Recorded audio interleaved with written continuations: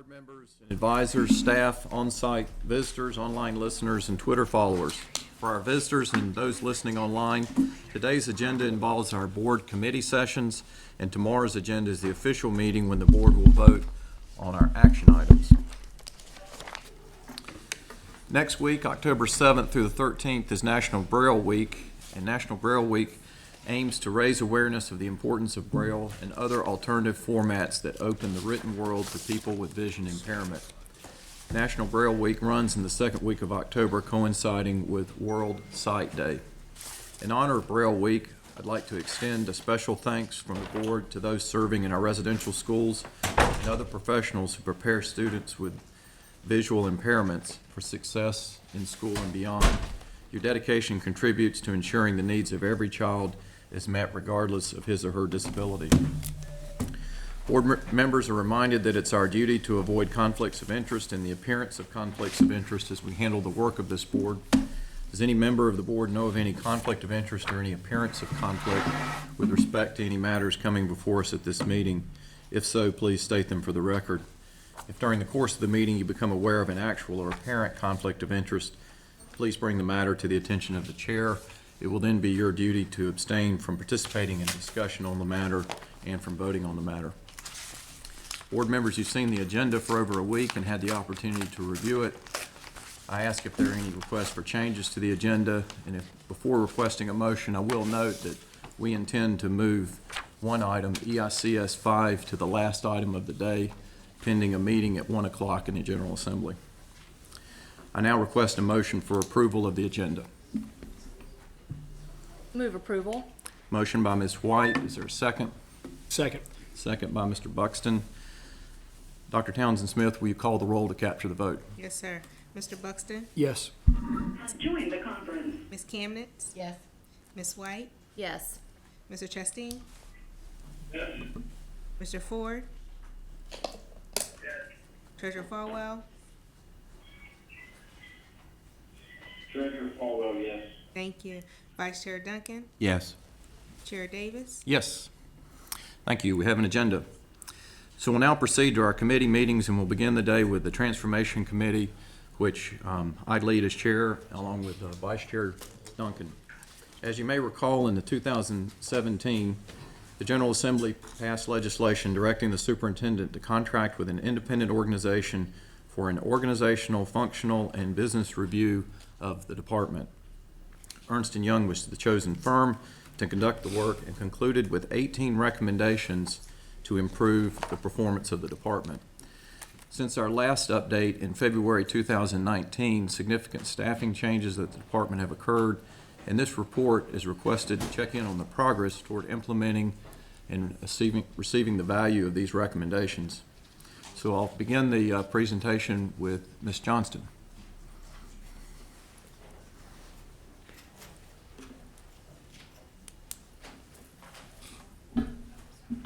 Good morning. Morning. Morning. Thank you for having us here to give you an update on this important EY report that we've been working hard on for the last about year and a half now. As you'll recall, this is the recommended implementation stage of any transformation of this size. You want to make sure that you're following through on a structured implementation process. And we're here pretty much in the installation and the initial implementation phases of this process. As you'll see, again, something of this magnitude is typically a 2 to 4 year implementation phase. And we're happy to report today on all the successes that we've had so far at just over a year at working at this. This is the project overview from the EY report itself. A little bit difficult to read there on the slide, but you'll see that it's grouped into 4 main categories: impact, support, technology, and people. As you'll recall, the EY report did intentionally call this a transformation, and they did that for a reason. This is not just a small project. This is a transforming of the way we do business for better organizational efficiency and effectiveness. And it's ultimately to help us better support the schools. As you can see at the bottom here, EY recommended all of these changes to these 4 categories have a goal of completion in 2.5 years. So by December 2020, that has been the goal that we're working towards. So what we did for you today is to take each of those 4 main categories and provide a dashboard, a summary, if you will, of each one of those with the specific goals as stated in the EY report. And we're trying to attach specific performance measures to them so we can, at the next report, be able to provide you where we are in data with each of those measures. And then the final column is the timeline to be completed. Again, most of them will be by December 2020, but there are some that we think we can achieve sooner than that. And so those deadlines of completion are in the far right column. This is the impact category, the first of the 4 categories. And you can see the 5 goals that we've been working towards. So in an effort to try to summarize this for you, we have a status, red, yellow, green color coding. With the green marks being well underway. The yellow marks are still items that are in process. Some of them, according to the EY report, weren't even intended to be started this soon. But most of these have all been started to some level and are in some degree of process. The only category that you would see that would not be substantially well underway is if there were a red mark. And I think of all of the 18 items that we have, we only have 1 that we would consider in that category of not substantially in progress. And I'll explain why in the next slide. So this one, in terms of impact, we're moving well along the way in each of these areas. Has left the conference. The second category is support. Again, you'll see the status of the 4 different goals recommended by the EY. The performance measures will be tracking and the timelines for completion.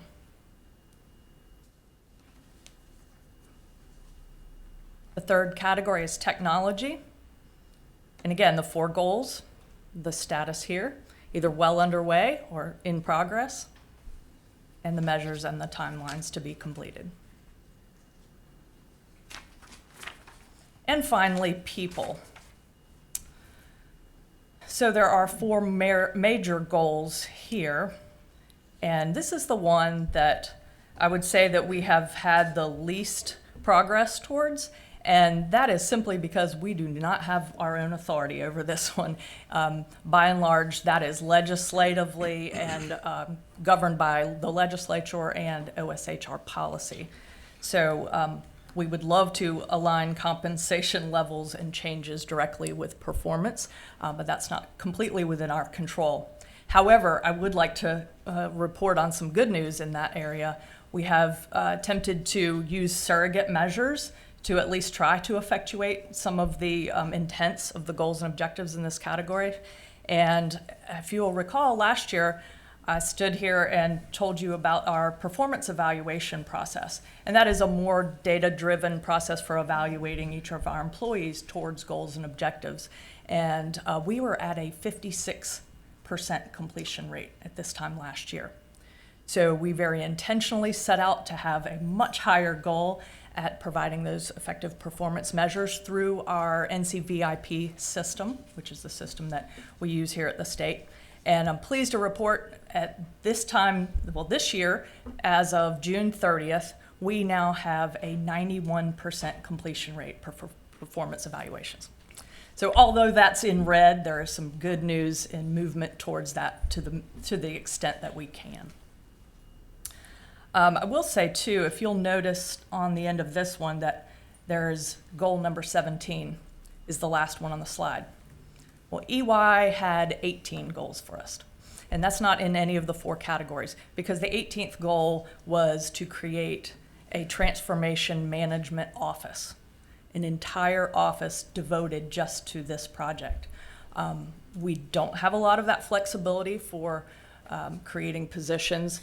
We have recently identified one position that we can reclassify and have done so, and have started the recruitment process towards having a TMO coordinator to help us make sure that we achieve the remaining goals by next December 2020. So great progress on that so far. And I think you'll be pleased that all of that has happened. What we have been able to achieve really is the leadership team and the wonderful staff here has enabled a lot of the successes that we have already without an entire transformation office to help us. So, doing well. The remainder of the slides are details on every single one of these recommendations, bulleted based on successes and where we are and things that we have been able to achieve. We're not going to go through every single one of those, but I'm happy to open it up to questions. And we have the business owners of each of those here to speak to you directly or answer any questions you might have. Okay, well, thank you, Ms. Johnson, and appreciate your leadership on this important work. I do have a few questions before turning to my colleagues. If you could go back to the impact slide. So on recommendation number 3, the measure indicates how aligned The conference. how aligned the budget is to identify DPI priorities. How will the State Board of Education priorities, particularly as reflected in our strategic plan, be incorporated into number 3? I think the budget one has 2 phases. I think the first year we had to focus on a lot of the basics for getting our budget straight, and we're still in that process. But for the upcoming biennium, we are well prepared to be able to align those and have those conversations with you to align your strategic plan to specific goals, and then to address the finance and the cost of each of those and put them in the budget according to our strategic plan. That's a longer process, and we weren't able to do that for the first biennium of last year. We will have, up at your November session, we will have a short session discussion on adjusting the budget in mid-year for the biennium, but I think that will really be reflected as we start for next year's biennium, and we'll incorporate that into all of the discussions with the board. So the board strategic plan will be incorporated into developing policy and strategy functions Yes, around the goal To- itself. to the extent that we're able to do so. Okay.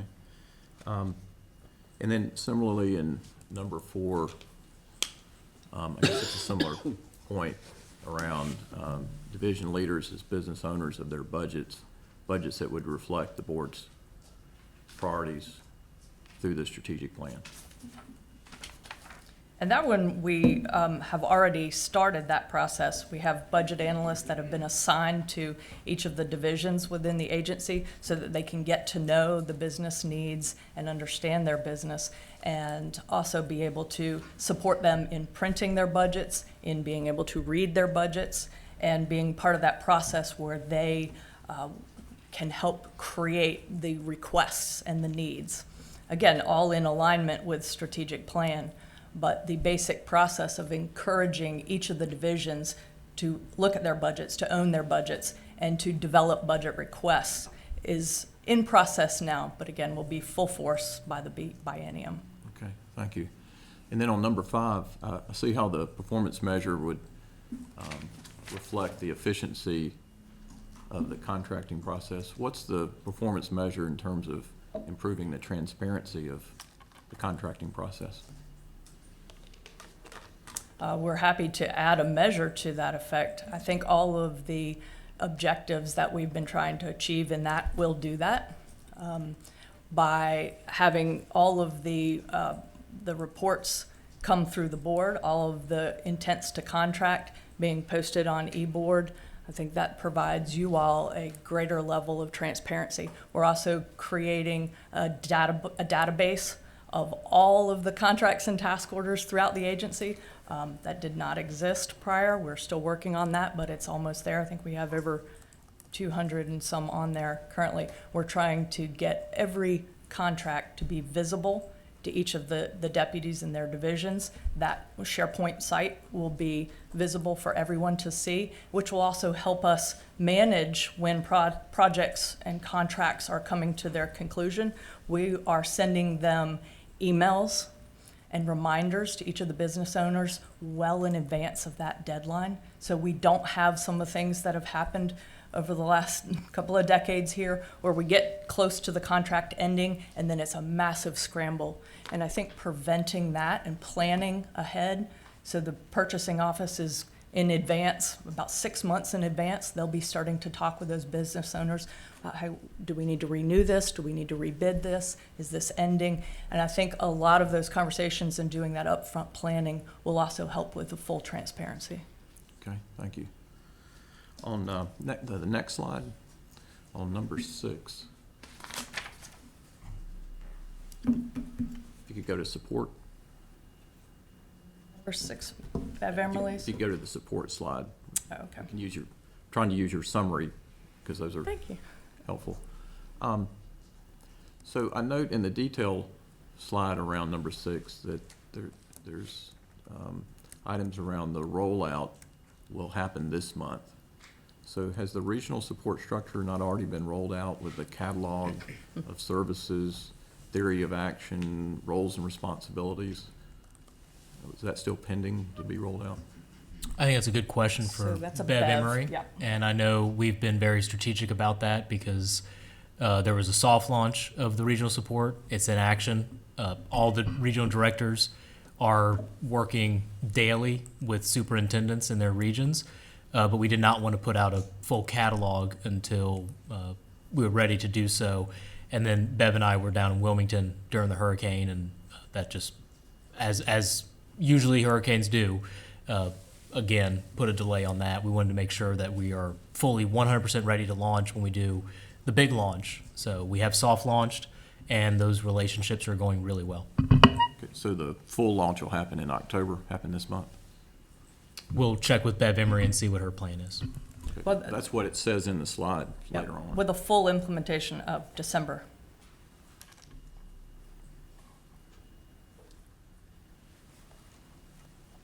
There are questions about any of the other ones that don't fall under me. Our other deputies are here to Okay.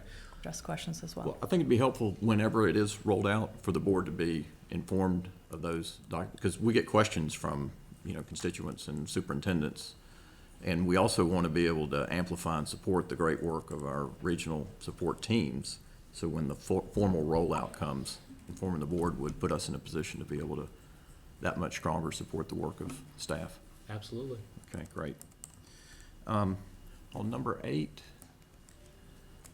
combine educator talent-related functions into a single end-to-end talent division. And no doubt, licensure processing time is an important measure, but that surely isn't sufficient to reflect the performance measures we need across all of number 8. So perhaps some consideration around additional measures. Sure, these are the measures as articulated by the EY group. We have surrogate measures, like I was saying, for our own objectives, but that's the main intent of that goal, is to ultimately reduce processing time of licensure. Okay, are there other things we want to accomplish in leveraging number 8? Sure. Let's have Mr. Tomerlin think come Tom's up and prepared, yes, yeah. there's a lot, and it Great. goes in with Teach NC, and we've talked about this many times. Good morning. So yes, the end-to-end talent-related functions do incorporate more than just reducing licensure processing time, but that is, of course, of major concern to the field and how we get teachers licensed more quickly, even to the point of how we get them situated on the salary schedule, because that is a function of currently that's a function of licensure as well. So I would direct you to recent legislation that allows LEAs to place teachers on the salary scale while being held harmless. So the licensure team. So those folks are being paid the salary that they're due, even while the licensure team works to verify their experience and place and certify their salary on the scale. So that's a function that we've also taken on, and we've gotten assistance from the General Assembly on making that happen in a very timely way for the LEAs. The other thing that's really important here is, as Mr. Johnson referenced, is the NC Teach program, which is a marketing and tool for attracting teachers to the state of North Carolina. But it's not just marketing, it's also facilitating the application process itself by using wizards embedded in that system to go ahead and by answering questions and potentially uploading documents, potential applicants could be well on their way to completing the licensure application process just by exploring. And so we're really excited about this, and that has launched. Again, this is a fairly soft launch, but we're eagerly trying to incorporate our EPPs into this process so we can have a really seamless experience for out-of-state folks that may be, or even in-state folks who may be considering teaching as a profession. We're also doing work to connect that strategy to high school programs that support students that are considering a career in teaching. How do we start them early, get them involved, and make it clear to them what the best path is to obtaining licensure in North Carolina, and kind of holding them on that track. So the end-to-end piece of this also comes from understanding what the whole North Carolina pipeline looks like, which we do not have a good view on at this moment. And so this initiative is going to help us understand what is the supply that we're dealing with, how does that translate into licensed teachers, how do those teachers get employed in the state, how long do they remain, how effective are they, and how do we move them towards eventual, hopefully, retirement from the system, or a career path within education that keeps them working in our North Carolina public schools. And we should have the same presentation that was given at the Education Cabinet. We should have that one day for the state board as well, to walk through Teach NC's website and see that it truly is more than just putting a stamp on a web page saying, hey, come be a teacher. It is an end-to-end service product, and also a place where if you're interested in being a teacher, you can actually connect with current teachers and ask, hey, what is this really like? What's your experience been? That'd be a good presentation for this board to see. Yeah, good idea. Yeah, we'd love that. Okay. Sure. Yes. Dr. Tarver, the system you just described has more information and more transparency than I think any system that I'm aware of that we've had in the past.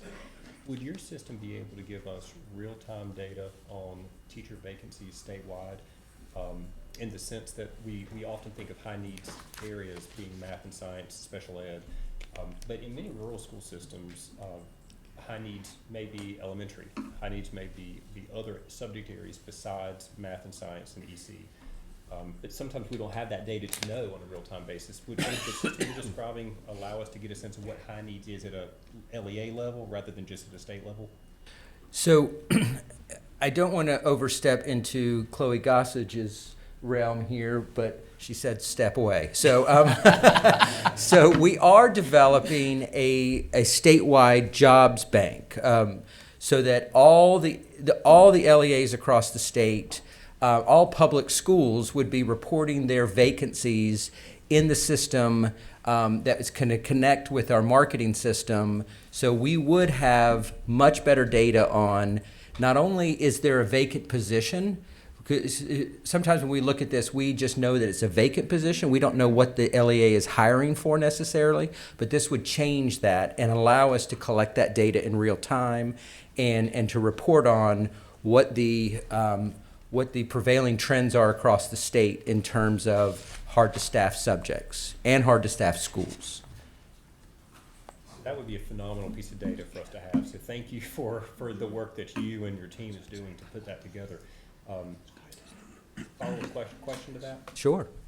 Do you foresee a time in which the definition of high needs areas might be regional or LEA specific rather than just at the state level? So without the, running the risk of stepping too far ahead of what's going on, I think the short answer to your question is yes, because your RCMs, your regional support folks would need that data specifically for those regions in order to tailor support for those regions. Of course, at DPI, we have to view this at a state level to some degree, but that's what the regional support structure is designed to do, is to kind of bring down our state view to the region and help support the regions with their specific needs. And that could go down all the way to the school level if that's what would need to happen. One more follow-up, sorry. I defer to Yeah. the chair. I don't know if you've. One more. Would every LEA in our state participate in that state jobs board, including the large urban areas such as Charlotte Meck and Wake? That is my understanding. Thank you. And I do want to say thank you, Tom, thank you, Chloe, and also special thank yous in the back, Michael Spano. Y'all are the ones driving this work, and this is something that's been a lot of work in progress here, but when we launch this, it's going to be an amazing resource for principals, for schools. We're really excited about it. If I could just speak to that, it is so gratifying for us who have the ideas to have the support from folks like Mike Spano and Chloe Gossage to bring those ideas to realization. That's really been tremendous. Then in order for us to continue to celebrate as you on this journey, consider adding to the EY performance measures for this item some of those things you've mentioned. That way we keep it up in the public spectrum and can identify the progress being made. Absolutely. And I think once we're on a solid implementation ground, we will develop those metrics to say how well are we doing in these areas.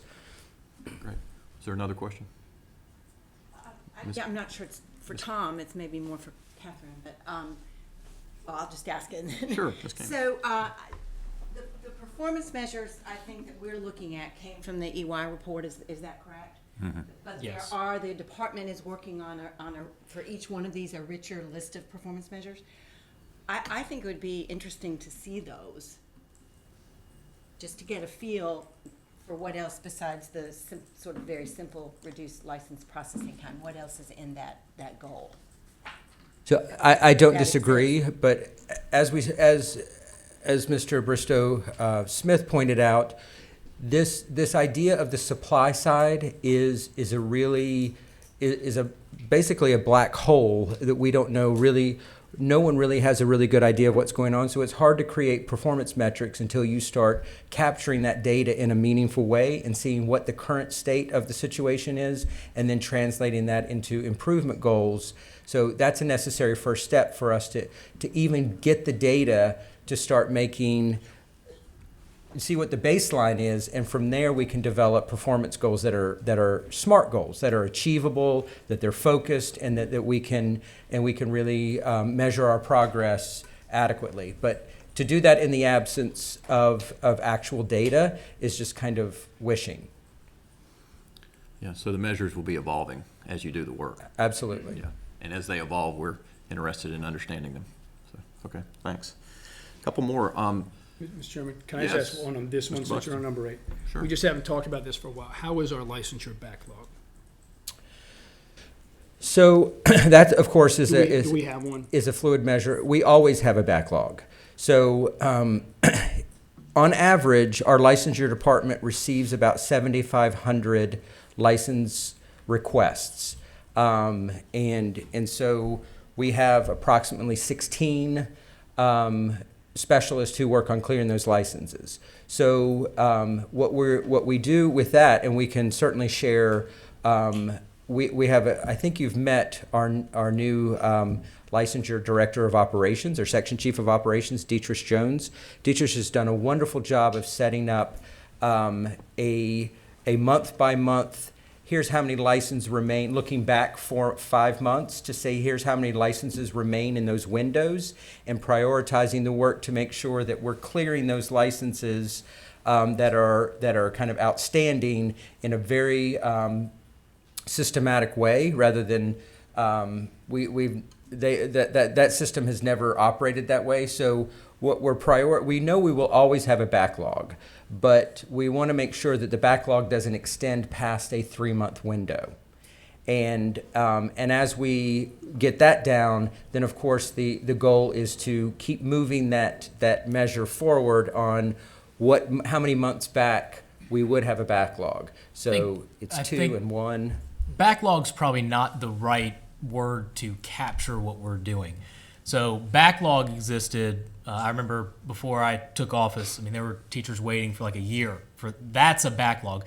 This is the natural process of teachers apply, and we want to get the wait time down to at no more than 3 months that they're going to get something from us. And we are now in the process of getting that down to 2 months. And the way we're doing that is strategically assigning where maybe difficult licensure requests are and tackling those first.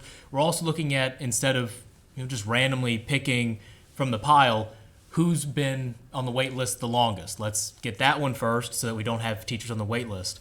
It is a system now as opposed to a pizza party where we just try to get So just all from a of them done. performance standpoint, given that we hold these folks accountable for all kinds of stuff, are we better off October 2019 than we were October 28? Do we have shorter wait times and fewer licenses in the queue as a percentage of the total we're processing? Are we getting better? So, I mean, I of course want to answer that and say yes, and the data suggests yes, but I think the more important indicator would be whether Dr. Miller and other folks in the field feel that that is better. I mean, of course, Dr. Miller would be anecdotal, but we can certainly, one of those measures that we can put out is a survey of superintendents to see, and HR directors to see, is this process, does this feel more efficient than it did a year ago? And I would much rather rely on my customers to validate our work rather than And what another I might point, say. and it is anecdotal as well, and Dr. Miller, you can anecdotally chime in if you want to, but I know there was That's all right. We there don't need to was do some- anecdotes. Let's do some data. Let's do some there data. was- We have some data. there was support from superintendents about getting this out to the local regional license authorities as well, to give them more power to get this through as well, getting it out of this building. I heard good things about that, so we're excited we were able to make that happen. Thanks, Mr. Chairman. Okay, Ms. Johnson, I have 2 more, I think, that are in your area. So on number 15, I know a lot of good work in the HR department is underway. We see it in the vacancy report and other things that you're doing. I would just ask maybe for the next update, if you could share more of your thoughts and plans around HR being a strategic function. Many of these on the list are important, but they're more tactical in nature. So just not to answer today, but just something to consider for a future meeting. I think that's a great observation, and we are still at the tactical level. We're still at the oxygen mask level, Yes. if you will, in HR. We got to get HR straight. We got to get our folks positioned and all of our positions filled and functioning well, and then we can proceed to the next phase, which would be the more outreach and again, working with the divisions up front in planning and getting ahead of these instead of waiting till someone leaves and then it's a scramble. So we are doing a lot of groundwork, as you've noticed, this year. That phase is in the future. Okay. On number 16, excited to see about an employee survey around measuring employee engagement. What's the target date for when that survey may begin? That's supposed to go out this month, so it's well underway.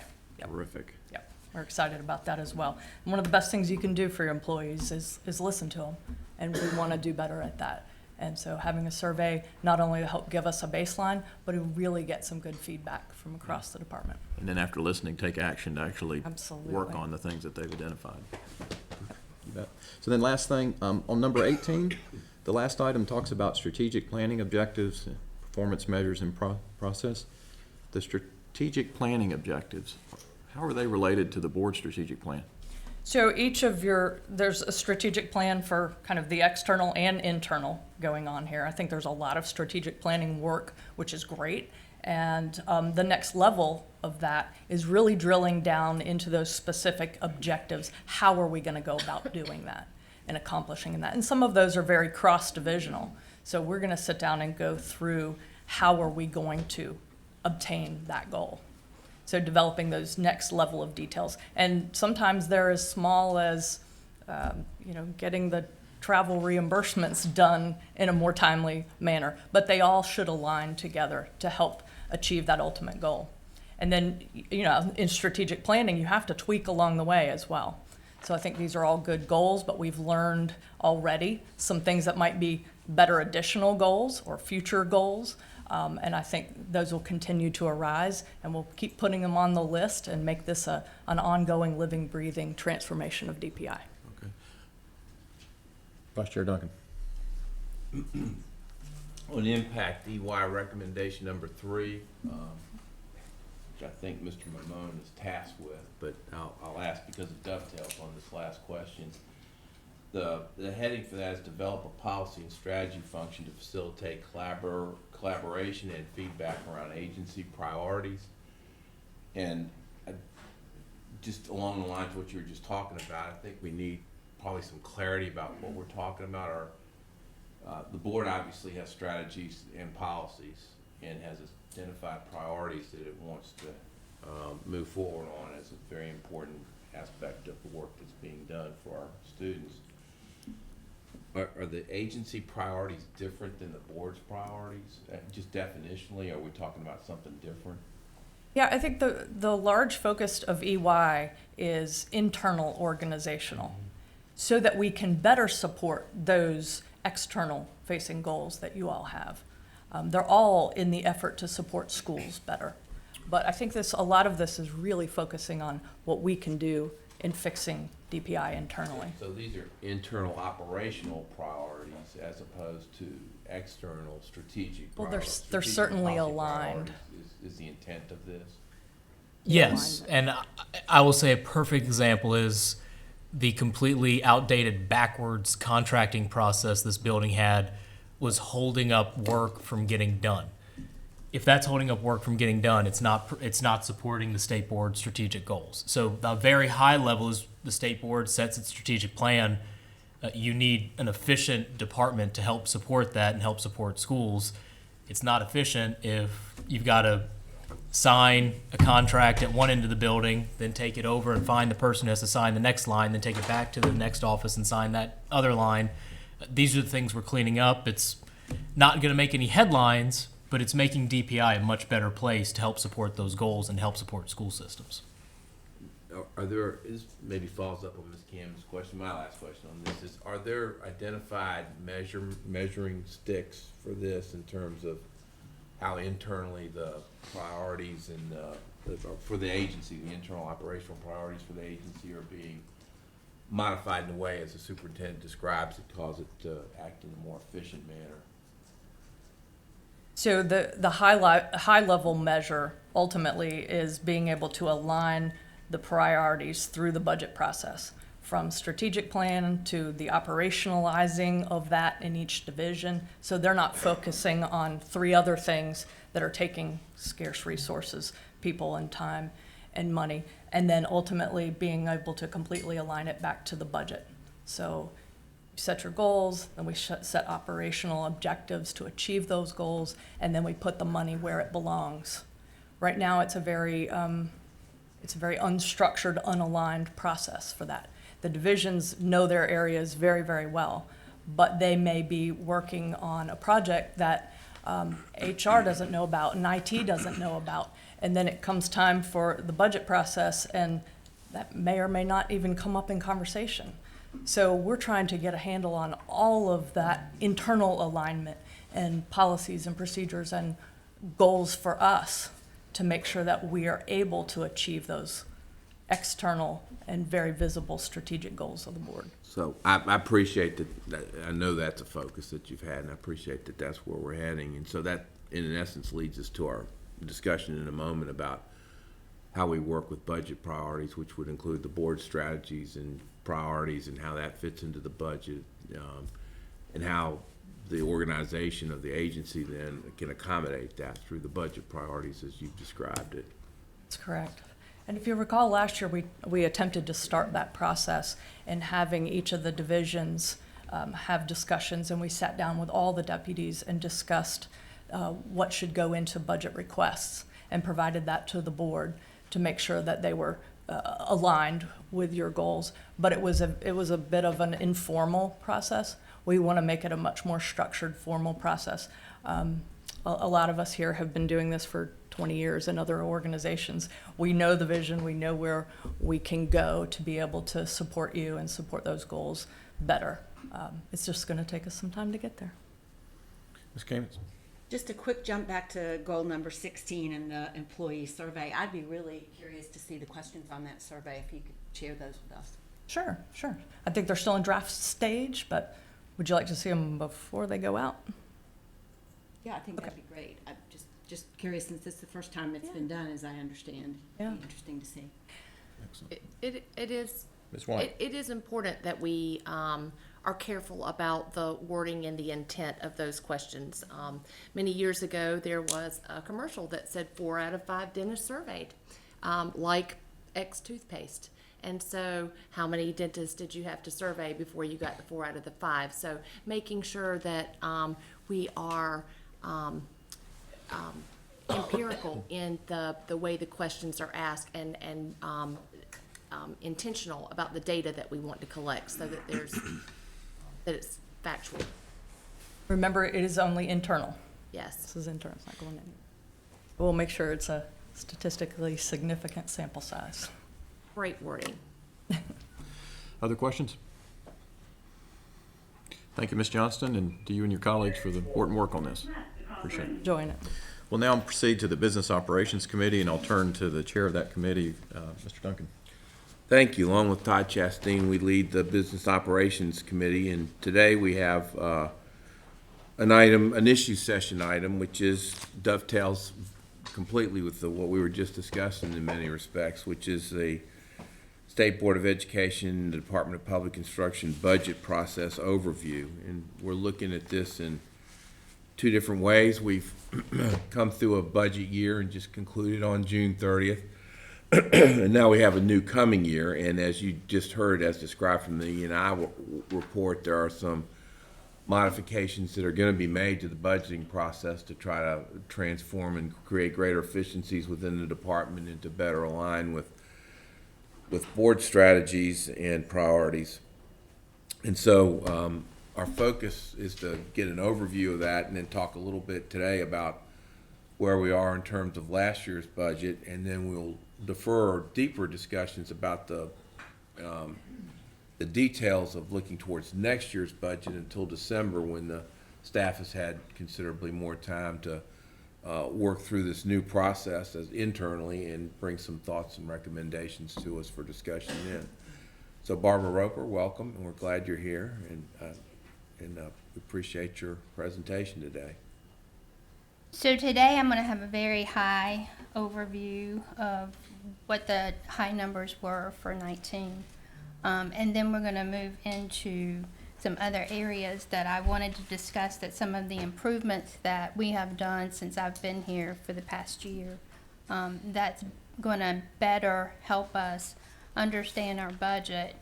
One of the complaints that I get on a regular basis from newcomers is that the budget is very difficult to understand because it's all commingled under one budget code. And so I'll discuss some of the things that we're looking at to improve this so that it'll help folks coming in and understand their budgets a lot better.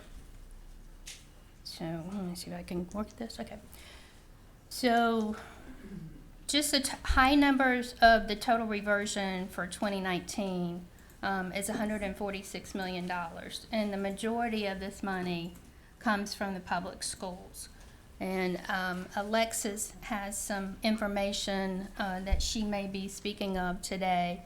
But this was down from last year. Last year's was $153 million, so it was down about 4%. Now remember, this number is made up of multiple funds, and but the majority of it coming from public schools. The carry forward this year was $72 million, and I will say that this is made up mainly of statutorily required carry forwards that I'll discuss, that this number will most definitely start coming down once we start making the changes in the budget that we're working closely with the State Budget Office and Fiscal Research to develop this fiscal year. This was up from last year of $70 million. So as we have been talking in the past, this is the new fund structure that we have developed with OSBM and the Fiscal Research Office, and we have received their approval on the new fund structure, which is in the far right-hand column. As you'll see, we have aligned the new funds for the new org structure that we have developed in the past few years, with most of the deputies having one or as few as 3 funds, which will again help them understand and read their budgets more better, because in the past they've been in multiple funds and they're having to gather that information, which can be a little confusing. The divisions under each of the directors will be budgeted at what we call an org unit, which is part of the center structure. And so they'll be able to pull their own budgets, and each division will have their own significant funds and org structure. As requested in prior board meetings, we have put the state board under the new fund 1005. So therefore, rather than looking under Fund 100 in your org unit, you will now have your own fund structure, which will be more transparent to you and better for your use.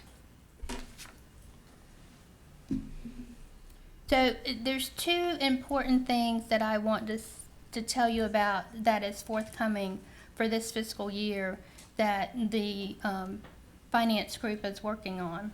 One is that in the past, receipts have been recorded at one org unit, and it was very difficult, and has been very difficult, to determine which division those receipts are for.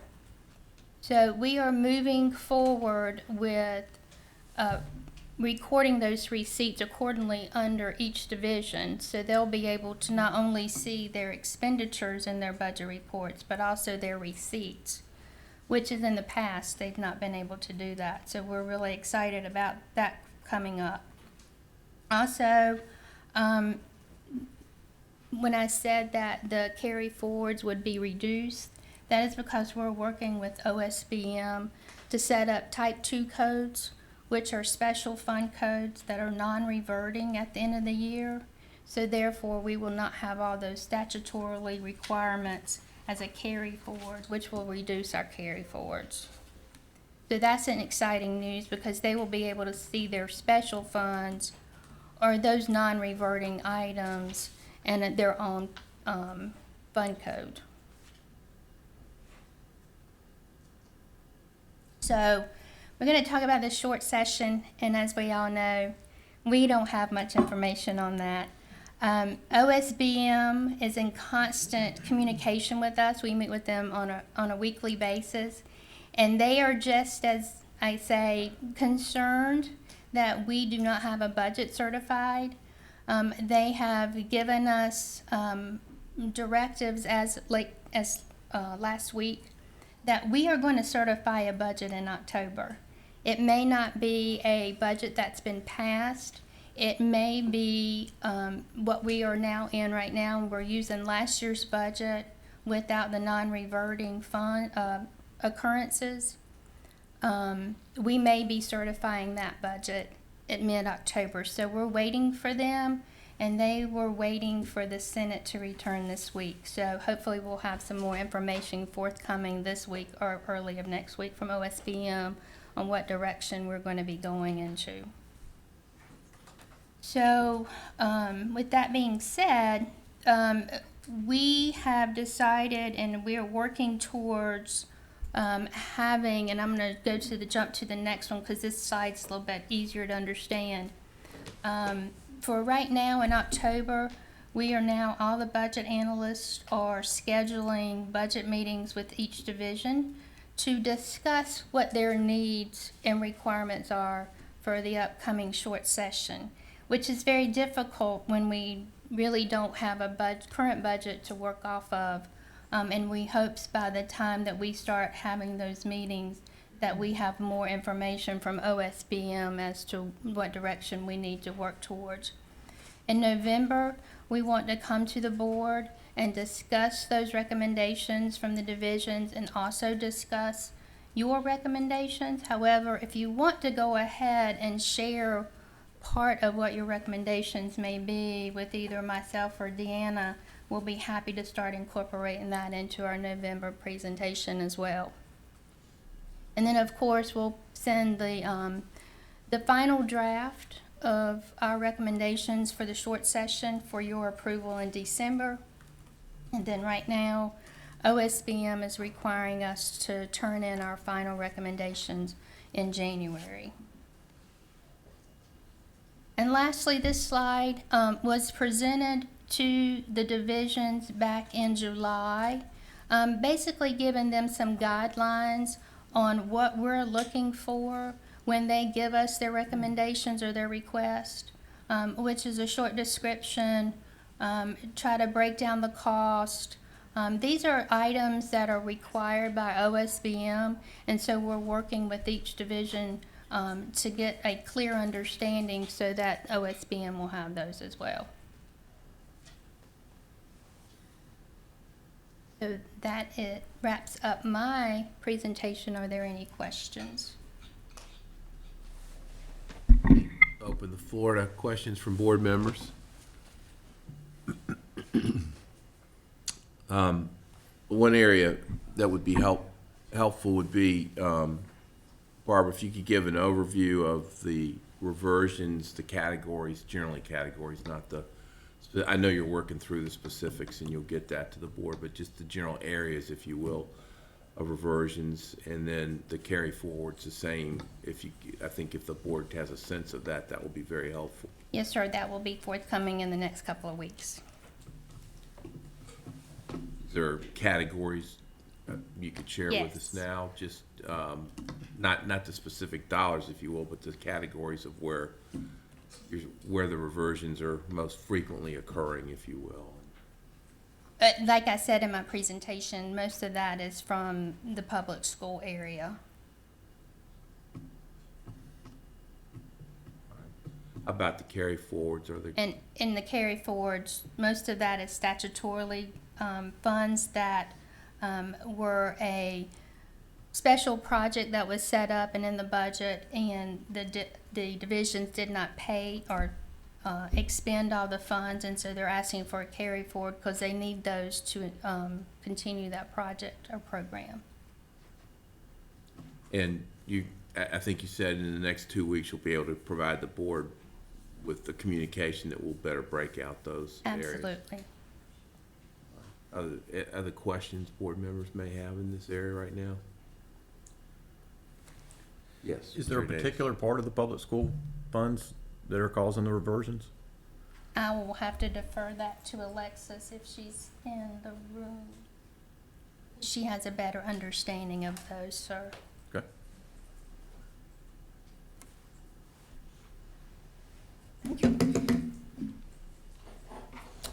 So they're related to the State Public School Fund, which is obviously the $9.5 billion.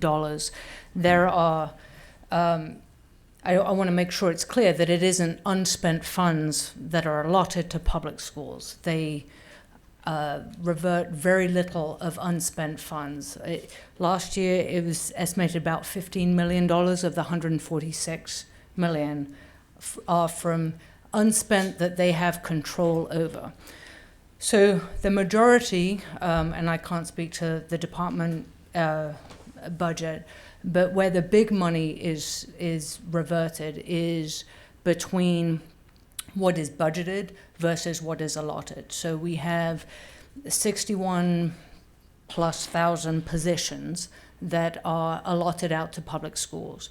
Well, I think they reverted in 2018, like maybe 9 of those positions were unspent, but we have the difference between what the state is budgeting those positions at and what the average salary comes in. So that differential, when you're talking about 61,000 plus positions, is going to generate those kind of reversions. We also have things like, we'll have X amount budgeted for the teacher bonuses, but only 95% of that is actually put out. So it's like a budget versus actual is where it comes out. But, keep in mind, 146 million does sound like a huge amount, but we're talking of a very large budget. So it's about 1.5%. We wouldn't want it to get much lower than a 1%. We don't want to be too tight on the budget versus actual. But, I just want to emphasize that the public schools utilize their funds, and actually with the State Board of Education awards of financial management that we do each year, over half of them probably revert less than 0.1% of what they can spend, and so that is a very small portion of that 146 million, and hopefully that gives you an idea of where those funds, I would expect. I have not seen the breakdown of the 146 million, but that's where I would expect to see most of those funds are between the budget and the allotted. Thank you.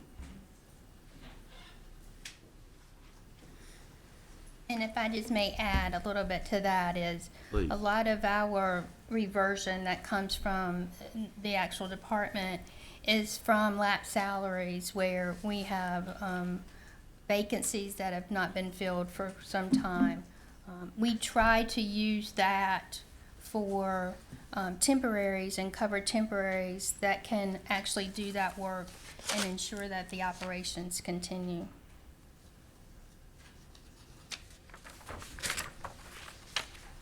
Very good.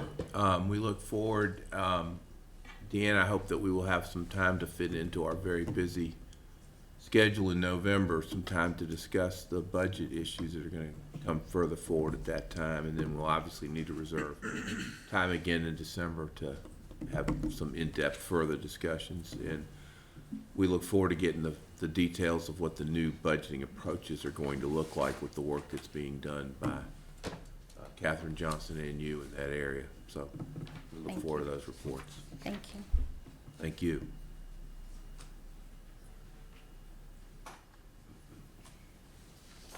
Our next item is the monthly agency vacancy report. And as Melissa approaches, with the board's consent, this is the last time, unless there's a specific request, that we would intend to have Melissa here to provide the report. In person, should be here to answer questions. What we would seek to do is to make this a monthly kind of report, much like the executed contracts and the proposed contracts. So the board members will get the information in your monthly materials, be able to review them. If you have questions, then we'll be please let us know, and obviously be ready to try to respond to those questions. But to try to turn it into a monthly report kind of issue without necessarily having a presentation every month, we've started to get in some rhythm. One thing we're going to add is we're going to go 3 months. So starting next month, it would say, for example, July, August, and September as we come together for the next report in terms of the numbers. And then we're going to stop at 3 months. That'll be a rotating 3 months. And I think some board members had asked for that type of, just enough to get a sense of what the quarterly changes look like. If there are any other things that you think are important to get in the report, I would ask today to please bring that forward so we can make sure that we get the report that is going to be most useful for everyone in terms of having the information available and having a full understanding of it. So with that, I seem to sense some assent that that seems to be an acceptable ongoing approach. So thank you for that. And let me turn over. Welcome. Thank you for being here. Thank you. Good morning. Morning. Morning. So, as Vice Chairman said, we have left 3 months on here to kind of give you an overall view of what's going on in the last quarter. So we'll start with September. As you look, as remained consistent, the State Board of Education has had 3 vacancies that have not been filled. Deputy Superintendent of District Support, he's kind of going up and down. Some of these numbers, as you see, may be a little confusing because it's because of the budget not being passed and Beacon not being open. So some of these things, when we go back and put them in, they're retroactive. So some of these numbers are changing kind of inconsistently because of that. Deputy Superintendent of Operations has 26 vacancies. Deputy Superintendent of Innovation has 14 vacancies. The Deputy Superintendent of Early Education has 6. The Superintendent's Office has 12 vacancies. And overall, as you see, we've remained kind of consistent over the last 3 months with around between 104 and 109 vacancies. And that's due to resignations, retirements, things like that, kind of balancing these things out. As well as, you know, when folks internally apply for promotions. So that's a net, we have a no net gain there as far as depleting the number of vacancies that we do have. When you look at the residential schools, this month they have a total of 43 vacancies. GMS has 7. Morganton or West NCSD has 13. ENCSD has 23. And NCAT has 2 vacancies. The total other vacancies are 43. The grand total vacancies right now for the agency is 154. There are currently 916 temporaries within the agency. Of course, you know, this is our 2nd month of taking on the NCVPS as far as having their employees as temporaries with us rather than with the Office of State, TIP Solutions, pardon me. 761 of these temporaries of the 961 are North Carolina Virtual Public Schools, and 200 of those are internal to DPI here at DPI proper. Last month, you guys talked about time to fill and wanted some information on that. So I have 2 numbers here, and I want to explain to you a little bit about how those numbers are derived. The first is 8 months. So in Beacon is where it's the hub of everything. It's where we keep who leaves, comes, payroll. You guys know that. So when someone leaves a position, we separate whoever's in that position a certain date, and the next day begins day 1 in Beacon. We cannot keep up with the various things going on in recruitment within Beacon. So what happens, so the day 1 of separation, that begins 1. When we go in and say, Susie was hired on the 31st of August, that is the end. So it's going to give us a total time that a position is vacant. But I want you to understand in our recruitment process, when we're having active recruitment, I want to show you what our turnaround time is for that. So right now, 8 months is our time to fill. From a time someone separates in Beacon and it begins day 1 of being open to the time that we put an action in saying we've hired someone for that position is 8 months. Now, in true actuality, our active recruitment is only 3 months. So what active recruitment means is by the time that the hiring manager has submitted, or their OPOC, their operational point of contact, has submitted a PAF, a personnel action form, to be approved for that vacancy to be posted, the budget is correct, they've requested additional budget, whatever they've done, it's been approved. From that point that it's approved and gets into HR to the time someone starts in a new job is 3 months. Okay, we all know that's 90 days. So actually for private sectors, just to let you guys know so you can kind of weigh us what we do against private sector, 41 days is the average number of days it takes a time to fill in private sector. Right now, for us, that's 90. That is great, actually. That is very good for a state agency to be at 90 days. Now, as you see the 8 months, that could be some things going on there with programmatically, they're not ready to hire, they're moving some things around. So when it's an active recruitment and we're all engaged in working on it, it takes 3 months for us to turn those hires around and make those fills. As we look at our total vacancies by position, I want to let you know, so we have 154. You say, well, what are we doing with those? So right now there are 38 positions. I say approximate because this was last week's data. This is very fluid. It changes. It could change 5 minutes from me submitting this report for the board. We have 38 positions that there's no active recruitment. We have 35 positions that are posted. We have 7 that are in the screening process. We have 21 that are in the interview process. We have 3 positions in salary administration. We filled 14 positions this month. We have 3 that we're preparing to post, and that's working with the hiring manager to make sure they have what they need and the position looks great to be posted out on the website. We have 9 positions on hold. We have 3 positions that are at OSHR with the whole class and comp spec issue, and we have 11 offers pending. And what that means is they're out, and we're waiting on a response so that we can go ahead and process those. So in August, we had, September, we had 14 total hires. We had no retirements this month, and we had 8 resignations. And that's the end of my presentation. You guys have any questions?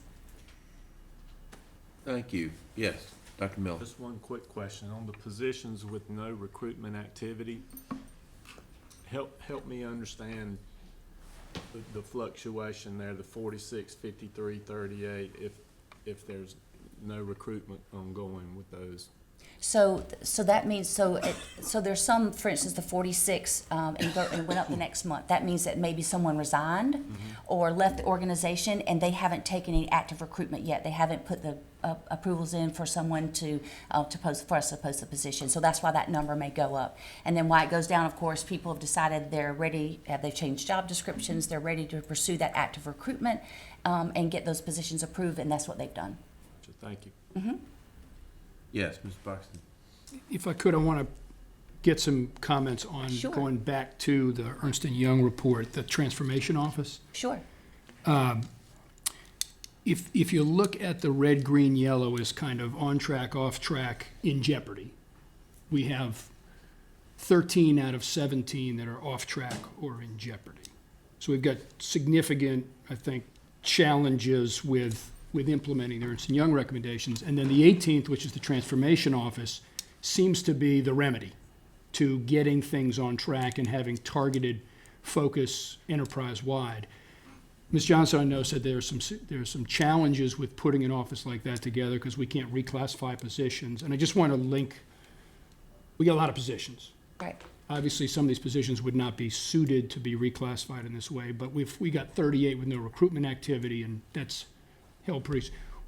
Do we have some opportunities to put an office like that together? And I would defer to department staff if that is not, in fact, the right approach to getting us on track with the Ernst & Young report recommendations. But it seems like, from a highly respected business consultant looking at change agendas, it seems like a pretty good recommendation. So what are our challenges to putting an office like that in place?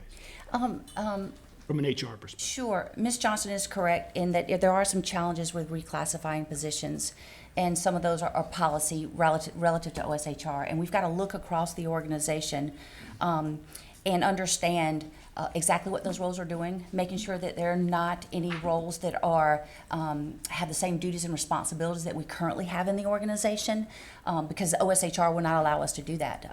You have to look at holistically and what's going on within the organization. So, for instance, if we needed a finance and procurement in the transformation office, and we've written a job description of what that may look like, if we've currently got someone in the organization doing the finance and procurement that are similar roles and responsibilities, OSHR will not approve us to hire that because they see it as an overlap of what we currently have in the organization. So we're somewhat hamstrung a little bit with the way that we're allowed to do things in state government. It's not as nimble and flexible as private sector. But I would hope that that with John and myself and Catherine, that maybe we could look at that and really pitch to OSHR on what we're trying to do based on recommendations from a report, that they could maybe give us some flexibility to be able to do that. I'm not saying they will, but we definitely do whatever we can to kind of push that through and see if we can get some buy-in with that. All right, thank you, Mr. Vice Chair. I think if OSHR is a real obstacle for us, maybe the board's support and advocacy with the executive branch. This is a really important project. I think we see all the importance of all 17. If we're off track on 13, and that's the area that we are really having trouble with, we might need to provide some support for the department in moving that recommendation through.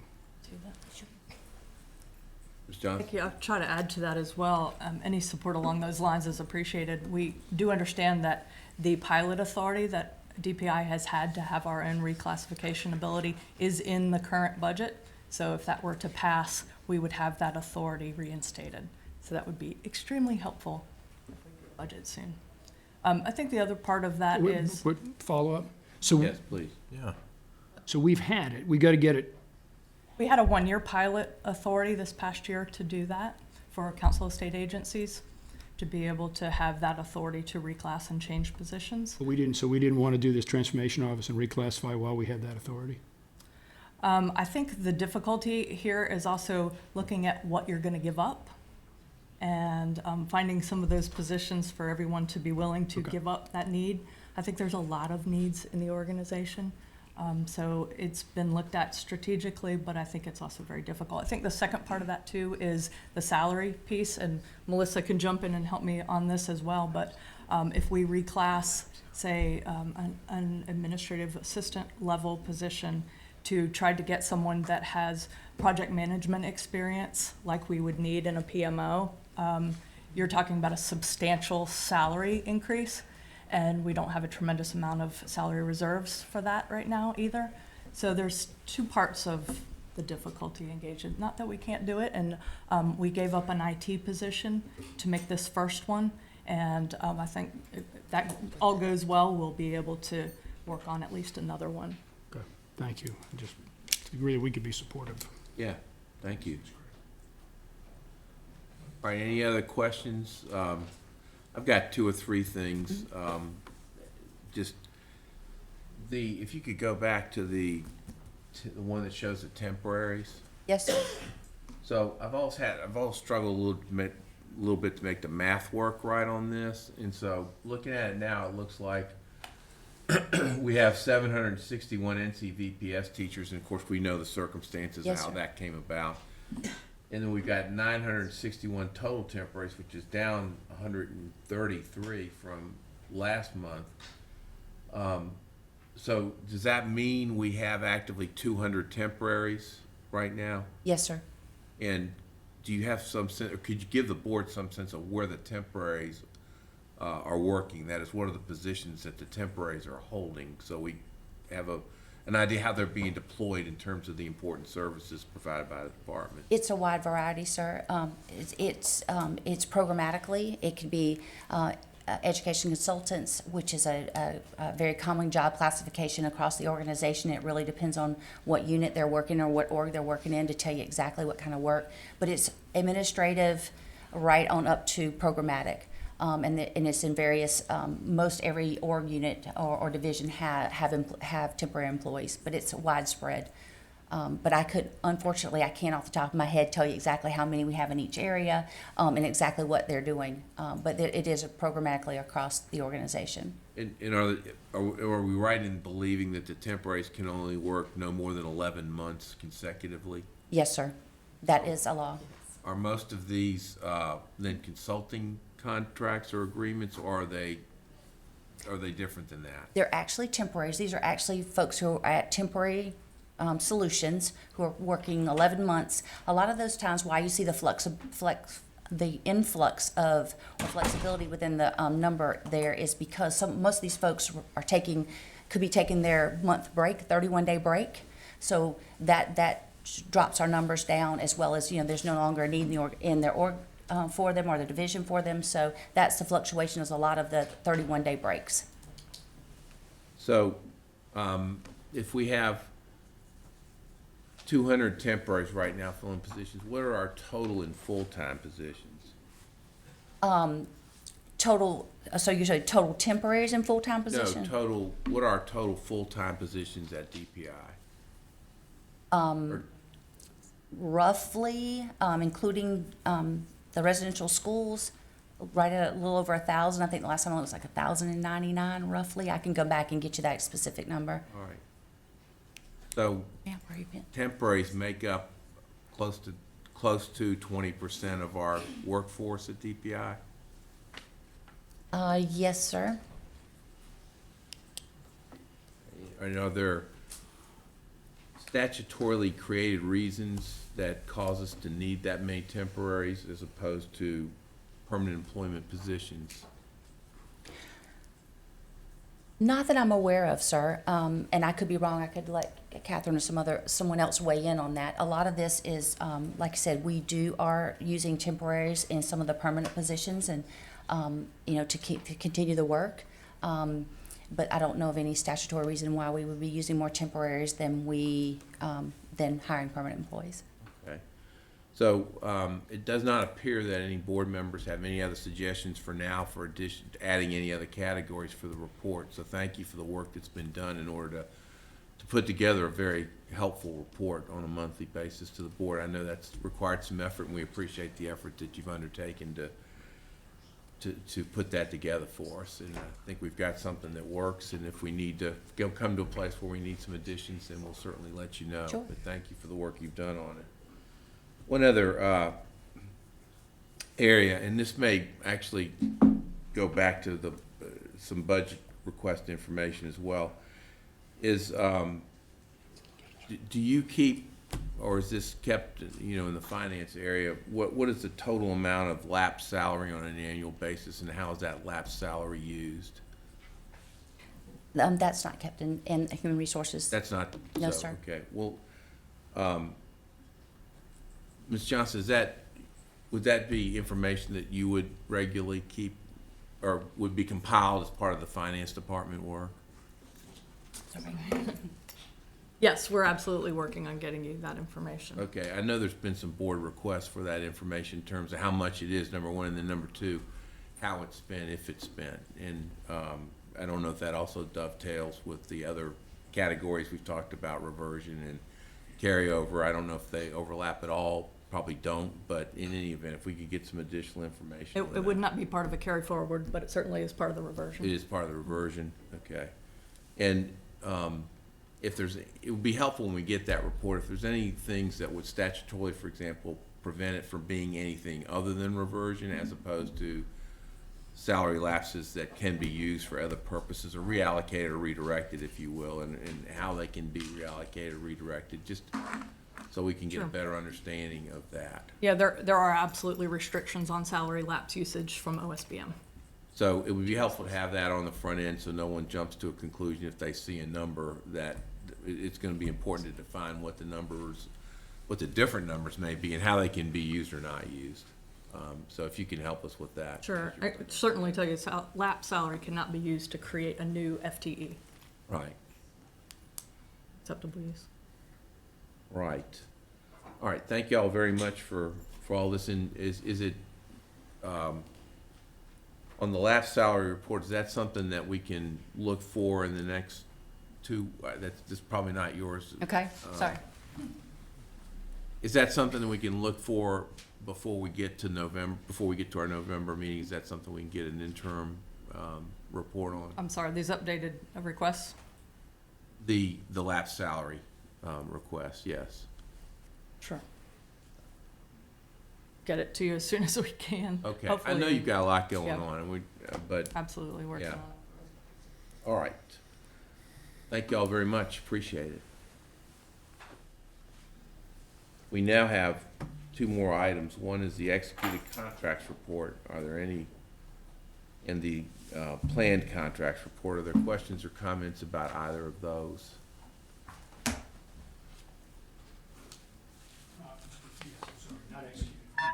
Okay, on the Planned. all right. Assuming there's none on executed, let's go on to the planned. And Mr. Buxton. Thank you, Mr.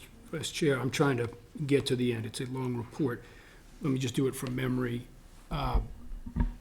There's 3.4 million for about 11,000, if I got my numbers right, iPads in here.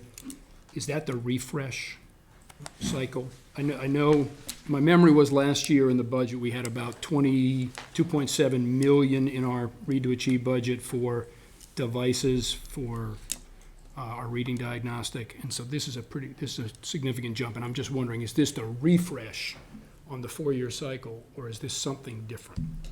I'm not precisely sure about the numbers, but my educated guess would be that's the order for districts to get to the 4 tablets per K-3 classroom all across the state. Some ordered iPads, some ordered Chromebooks. Okay. So just follow up, Mr. Chair. So if it's part of the refresh, It's not. it's not. So this would be a decision about how we're using Read to Achieve funds to support the districts to get up to 4 devices in a classroom. Yes. And we had passed a policy a couple weeks ago, I'm just trying to knit this all together, about flexibility around devices where districts didn't think they needed additional devices and wanted to pursue high-quality curriculum or reading coaches or whatever the strategy might be. That's in addition. That's in addition to this. So we've got, it's great news. You haven't read about it anywhere. Haven't read about it in the News Observer. Haven't read about it anywhere. But every kindergarten through 3rd grade classroom in this entire state will have at least 4 devices and at least $400 from Read to Achieve. $400, I'm not aware of that. What's that? That's the $400 per classroom that's going out allotted from Read to Achieve for curriculum or professional development. Okay, so I'd love, if we could, to have a little more conversation, especially get into the next the next budget year, to understand kind of our strategic thrust for supporting the districts and what it is they're telling us they need, given our relatively flat numbers in reading. I just want to be clear, this is in addition to device refresh. These are 11,000 additional iPads that are going out in addition to refreshing the devices. Yes. Okay. And is that something that we have worked with the districts to say that's what they want to improve reading? But districts want more resources for classrooms. And this was a special fund, not from Read to Achieve money for this year. This is carry forward for Read to Achieve money from last year that can help with the implementation of the new reading diagnostic because it's a technology fund. And that means that whether districts want Chromebooks or iPads, they can get them. And some districts said, no, we're okay, we don't need this. But we wanted, as part of the state board's goal for personalized learning, for every single K-3 classroom across the entire state to have at least 4 devices. So again, we're not doing one-to-one. This is about being able to use the model of personalized learning to work in stations. So the teacher will have a student group using the devices, going through any content or curriculum that teacher decides. At the same time, a group of students can be reading books. At the same time, another group of students can be working with pencil and paper.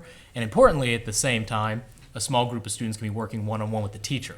And then the groups switch and transition to the next round. And what this allows to do, as we are growing personalized learning, is the information captured from the student's work on the device immediately goes to the teacher, so they in real time can actually address the student's needs. Great, and I appreciate the strategy with the technology utilization. I'm just trying to understand the budget. So this comes out of summer camp reversion money? No. We can have a presentation on this again. I'm pretty sure we had a But we've presentation. asked for this budget, we just haven't We've gotten it. had a presentation on this at least once over the summer. So Read to Achieve is a large pot of money, and it was not all spent last year. So we got a special carry forward for the technology implementation for personalized learning, and that is what we used out of that fund to buy the additional iPads and Chromebooks. The $400 per classroom is coming out of this year's Read to Achieve, and I believe there still is $2 to $3 million left for this year for the state board to decide how they want to use that money. So all my goal in just understanding this is, obviously this is a top priority, Mr. Chairman, for our board, and just having us all on the same strategic page. We've got these this framework for action and strategic commitments that we've been making. We're going to look at the budget in relation to that, and just having us all on the same page, understanding where we have funding and where we don't. It's been fairly difficult to understand that. I know there was a presentation last time. Obviously, I'm still not up to speed as much as I should be and where this money comes from. But I think you also answered my question about whether districts had the ability to say, we need devices or we don't. It sounds like those 11,200 represent Extensive work the was ones done. we need. Extensive work was done over the summer. Surveys were sent out. We also wanted districts to be able to choose if they want iPads or Chromebooks, and then we also went into a subdivision of what kind of Chromebooks do you want. So the iPads have been ordered. They're getting out to school districts. The Chromebooks are being ordered. They'll be out to school districts as well. And on top of that, is the $400 per classroom as well that's coming out of this year's Read to Achieve funds that we're giving to the local districts, and they can use for as they see fit to support K-3 literacy efforts. Great. When we get there, I'll have, I guess, some other questions about how we bound that to make sure we kind of focused on evidence-based and research-based It's in the practice. state board policy that was approved. So that's the policy we did last. The That's $400 the- will fall under that. Yes. Great. Okay. Thank you. Yes, Chair Davis. Mr. Duncan, Mr. Buxton's questions raised a similar question for me. So, Superintendent, I understand that recently 100 iPads were delivered to Rose High School in Pitt County. Mm-hmm. Since that's a high school, clearly that's not Read to Achieve. That's right. So can you describe to us where'd the funding come for those? I've been clear. 100 and- I've been clear about that as well. Great, just remind us again. I'll remind you again, Mr. Davis. We are doing such a better job with the operations of this department than was done in years past under previous leadership. Things are operating more efficiently and more effectively. And when you do that, you actually end up finding that there's money left over at the end of the year. What I decided to do with that money at the end of the year was to purchase iPads because they are something that is in high demand regardless of if you're a high school math teacher or if you're K-3 Read to Achieve, K-3 reading teacher. The money I used was not from Read to Achieve.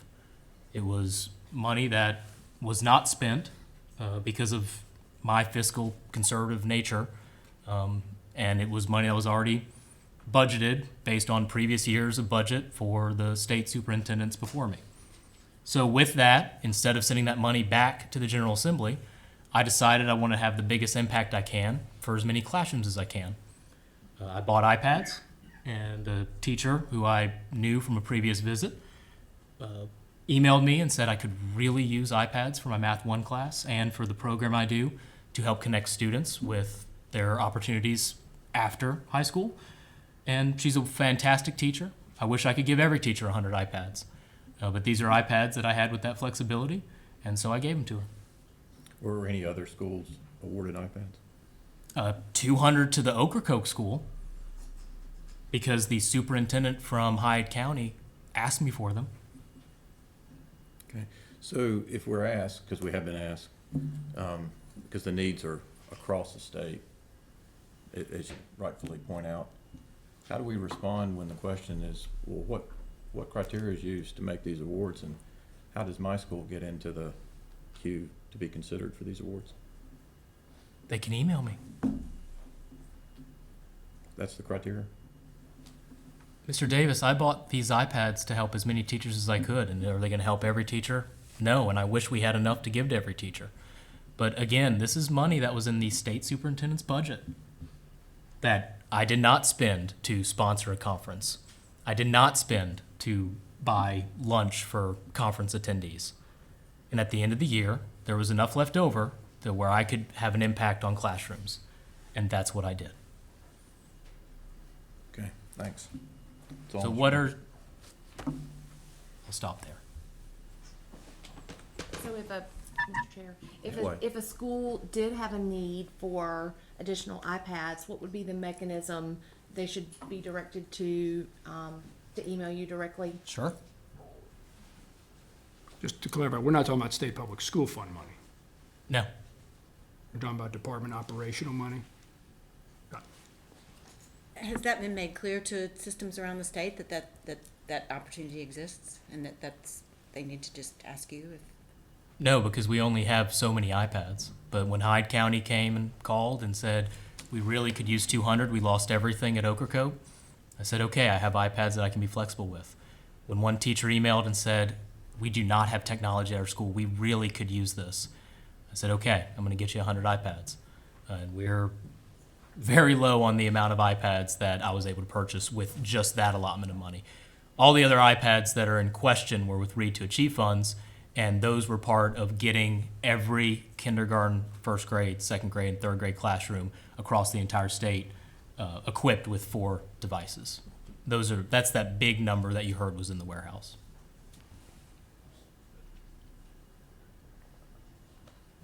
Well, as you have pointed out, the needs are tremendous and the resources are scarce. And so I would say just from a biz ops standpoint, from a business standpoint, I think it's important that we set up a system in which there's an approach for, first of all, I think the board and superintendent should be in sync in terms of what the usage of the devices should be in terms of distribution. And second, there probably ought to be, I think, some organized system about how they would be distributed, such that we avoid the controversies that are inevitable as to how one got and another didn't get, and the needs, as you pointed out eloquently, are so significant around the state. So I would just suggest, from a business operations standpoint, perhaps we get together and work further on having some operational approach that the board and the staff is in line with in terms of Absolutely. how much further we go on this. Absolutely, and how we I'm go sure about you'll doing be it. open to that cutting both ways with the budget code you just created for your own pot of money for the state board. Well, I think in response to that, I think it's important that the budget discussion be thorough in terms of getting the information ahead of time and walking it through, and then looking at what the allotments are to the various categories of great need. And So we'll work together on what the state board spends their money on as well. I think we'll work together on the entirety of the budget. I think that would I do be a think wise approach. it is quite a shame that we are sitting here having a conversation like this instead of celebrating the fact that we got more resources to classrooms.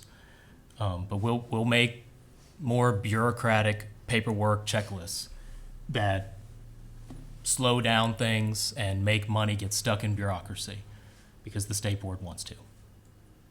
I think we'll be careful to be fair and equitable about the precious resources of taxpayer funds is what we'll all. Why was be it fair guided and by. equitable for the state superintendent before me to make decisions about sponsoring one professional development conference over another? Or paying for lunch for an entire group at a professional development conference? How was that fair and equitable? That was under the leadership of the State Board of Education. Again, I think we'll all work on being fair and equitable for the needs of all students around the state. That's our goal, that's our objective. And I Right. believe we have a common objective in that regard, and so that's what we'll move forward with, I think. We got one more consent item here, and this is an interesting report that's required annually. And I doubt you may have spent a lot of time on it, but it's worth noting. State Board shall annually report to the Office of State Human Resources on the voluntary shared leave program. If you'll note, there was a total of $5.7 million in shared leave around the state, with each and every LEA in some way participating in it. In many instances, this reflects the fact that our educators are a very generous sort, because there are times when one educator may be hit with a very difficult situation, and some other educators share their leave time with them to help them through difficult times or crises, and some of that's reflected in this report. And so we need to, although this may be a routine report, we need to stop and pause and congratulate the generosity of people who look out for their colleagues within the profession, because that's part of what's reflected in this report, I think. And so it's a consent agenda item, but I did want to stop and say that, because anytime we see kindness in action, I think we want to applaud it, and certainly our educators are real leaders in the area of kindness in action. That's the end of the Biz Op report. Thank you all very much. Thank you, Mr. Duncan. We'll now proceed to the Education, Innovation, and Charter Schools Committee, and I'll call on that committee's chair, Ms. White. Thank you so much, Chair Davis. I'm Amy White, and along with Ms. Jill Kamnitz, we have the pleasure of serving to lead the Education, Innovation, and Charter School Committee. We have several items up for discussion this month, and so let's start with EICS 1. Mr. Jay Whalen is here to walk us through the NC Access timeline, request for applications and rubric approval. Board members, this is an update. If you'll remember, the Office of Charter Schools received a federal charter school program grant, the CSP grant, and it was a 5-year grant, and so those first funds were allocated in the spring of 2019, and Mr. Whaley is here to talk about this year's rubric and the process and the timeline. Mr. Whalen, welcome. Thank you. Good morning. So yeah, we do want to talk through the application rubric and timeline. before I jump into that, I would like to give just a brief overview of sort of where we are in this process, having sort of been in this for coming up on a year now. Some of the most important and exciting news that I have to share is over the summer, the U.S. Department of Ed opened a formal supplemental request process, which we applied for, and last Thursday we're notified that we were awarded an additional $10 million in supplemental funding to support the Access program. So our proposal, and I'll talk about a couple of the specifics, but our proposal was based around expanding the reach of the program, so giving out some additional subgrants over the next 5 years, supporting the Access Fellowship, which I'll talk about in a second, and some additional technical assistance fundings for low-performing schools that may not qualify for subgrants under the eligibility criteria of the Access program. So we are very excited about that, very excited about what that means for charter schools and the charter landscape generally in the state. As a reminder, this board approved 9 awarded subgrantees in June, which totaled about $3.4 million. So those subgrantees are in the process now of implementing those subgrants. We went through a budget revision and approval process with all of those schools to approve their budgets. As you know, with the status of the state budget, we have not reimbursed any of that funding yet. So we've been working with those subgrantees as they obligate funds and work with them as best as possible to keep them apprised of the situations here. And we will start reimbursing those funds as quickly as possible. So we've been working on with those schools to collect all the documentation necessary, and we have a reimbursement template that they're working through that they can then submit to us for reimbursements when those are available. But as I mentioned, with this supplement, we will now plan to give 60 subgrants over the course of 5 years instead of 50 as was originally planned in our state CSP application. The other exciting part of the program is our Access Fellowship, which is a year-long professional development program for leaders of schools that receive subgrants. So 2 leaders from each school that receives a subgrant go through a year-long fellowship with us. We launched that in July. I want to shout out my team if they're here, Dr. Barbara O'Neill, Jamelia Shahid El, and Mariam Majane for the work that they did to develop and launch that in a very short period of time. So we've held 2 in-person sessions, one in July and one last week at NCAT, and we've also had a virtual session. So we've covered things like school culture, empowering teachers and teacher leadership and school leadership, parent and community engagement. Our October virtual session on intentional marketing and recruitment was released to them yesterday. In November, we will be in Research Triangle Park, helping them develop systems for their schools to address adverse childhood experiences and the social emotional needs of all students. And we have a number of more virtual and in-person sessions throughout the year. So I'd be happy to share any of those logistical details for any board members that want to join us over the course of the year for that fellowship. But that's something that we're very excited about and has gotten off to a great start. We're also excited that with this supplement and with more subgrants, we'll be adding more Access Fellows to this over the course of the 5 years. And in addition to leaders of schools that get subgrants, we are in the coming months going to pilot a visiting fellows program. So for a smaller subset of leaders from low performing schools or schools that are not eligible for Access subgrants, we are going to invite some of them to come and participate in the Access Fellowship with the goal next year of having an application process for roughly 10 to 15 leaders from schools that are not eligible for subgrant funding to participate in the Access Fellowship and get that year of professional development. So we're very excited about that.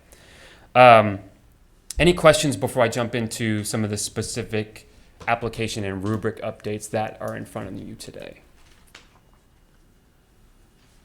Okay.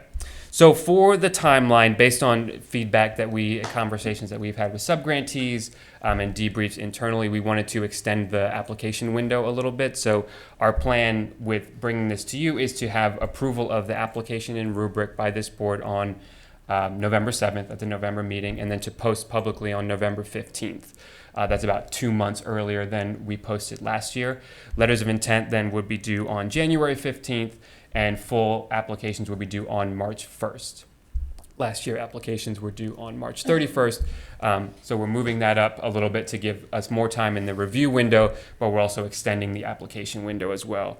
And we've planned several in-person training sessions, about 10 across the state, as well as a couple virtual webinars to support prospective applicants in developing their application and going through the application process. So we have those scheduled, and we'll be starting those in a couple weeks.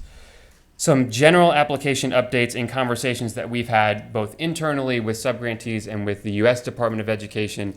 We've gotten some flexibility in the number of subgrants that can be awarded in each particular category and the amount of subgrant funding that schools can apply for. So if you remember last year, within each subcategory, there was a prescriptive amount of subgrants that were going to be awarded and an amount of funding that those schools could apply for.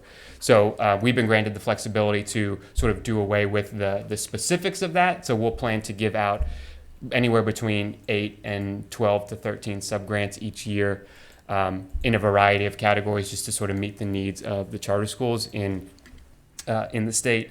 And so planning and implementation schools that are going into their planning year, and implementation only subgrantees who have been open for less than 3 years will have the ability to apply for up to $800,000 in funding.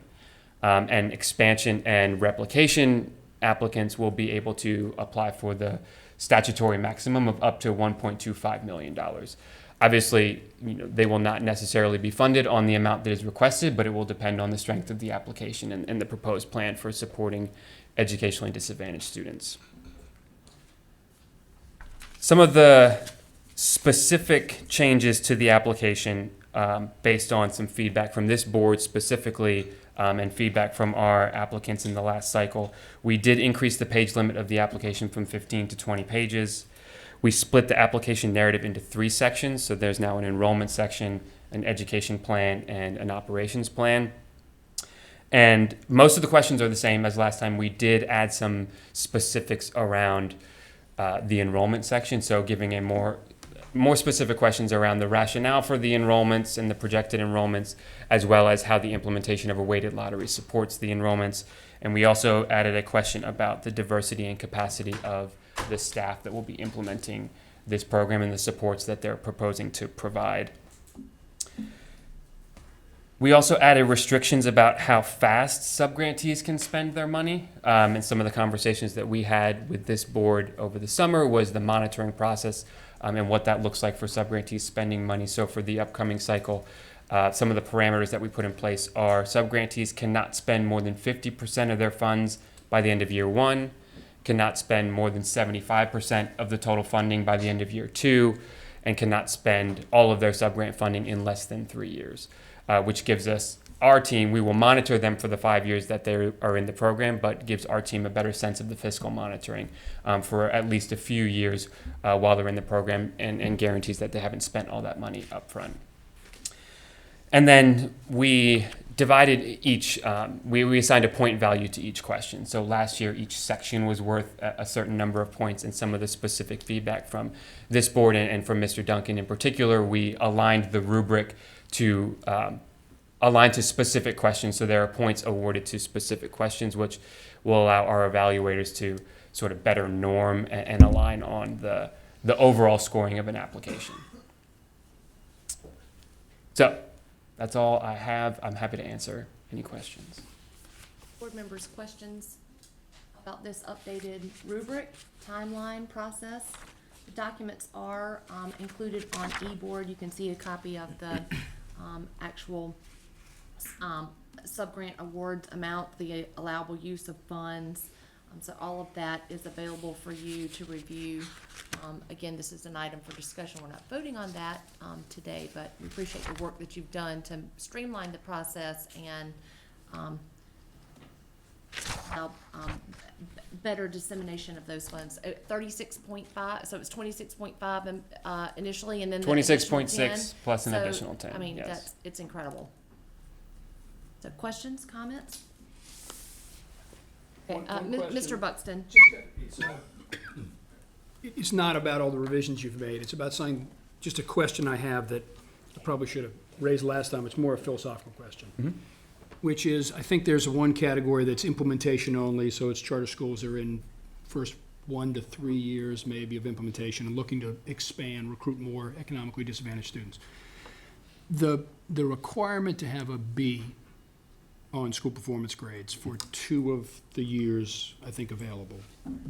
My question there is, and I'm thinking of specific schools across this state who intentionally have recruited that population and know that they are bringing in kids who are behind academically. And so from a proficiency standpoint, a B is not where they're going to start. In the first 1 to 3 years of operation, it's going to be very hard for them to get to a B in the way our school performance grades are calculated. So if we're really looking for folks who are committed to that population, why do we use a B? I understand growth. Right. Showing growth. I understand that. The B seems to be a mark that would knock a lot of pretty high quality operators out. And I'm thinking of the KIPS of the world who have demonstrated impact around the country. So just, again, my apologies for raising it on the revision and not the first time, but just any comments would be helpful. Yeah, and so I'll say a couple things. We've had those conversations a lot amongst our team with applicants, with subgrantees, with the Department of Education. I think we're sort of exploring what options are available to maybe adjust that criteria a little bit and still, make sure that we are providing subgrant funding and expanding and replicating high quality schools. So knowing that the letter grade designation itself doesn't alone designate whether a school is high performing, particularly for an educationally disadvantaged student population where growth is super important. I think those are things that we're looking into and have some flexibility to adjust those criteria, and would welcome any additional input from the board as we have those discussions and probably think about how we can adjust that or make any decisions on that. I think originally when the grant was written for the state, it was ensuring that we were implementing and supporting high quality charter schools and making sure that if we are going to increase the educationally disadvantaged population or the population generally of any schools, that they are high performing schools that are going to have the capacity to recruit, retain, and particularly support an influx of this population.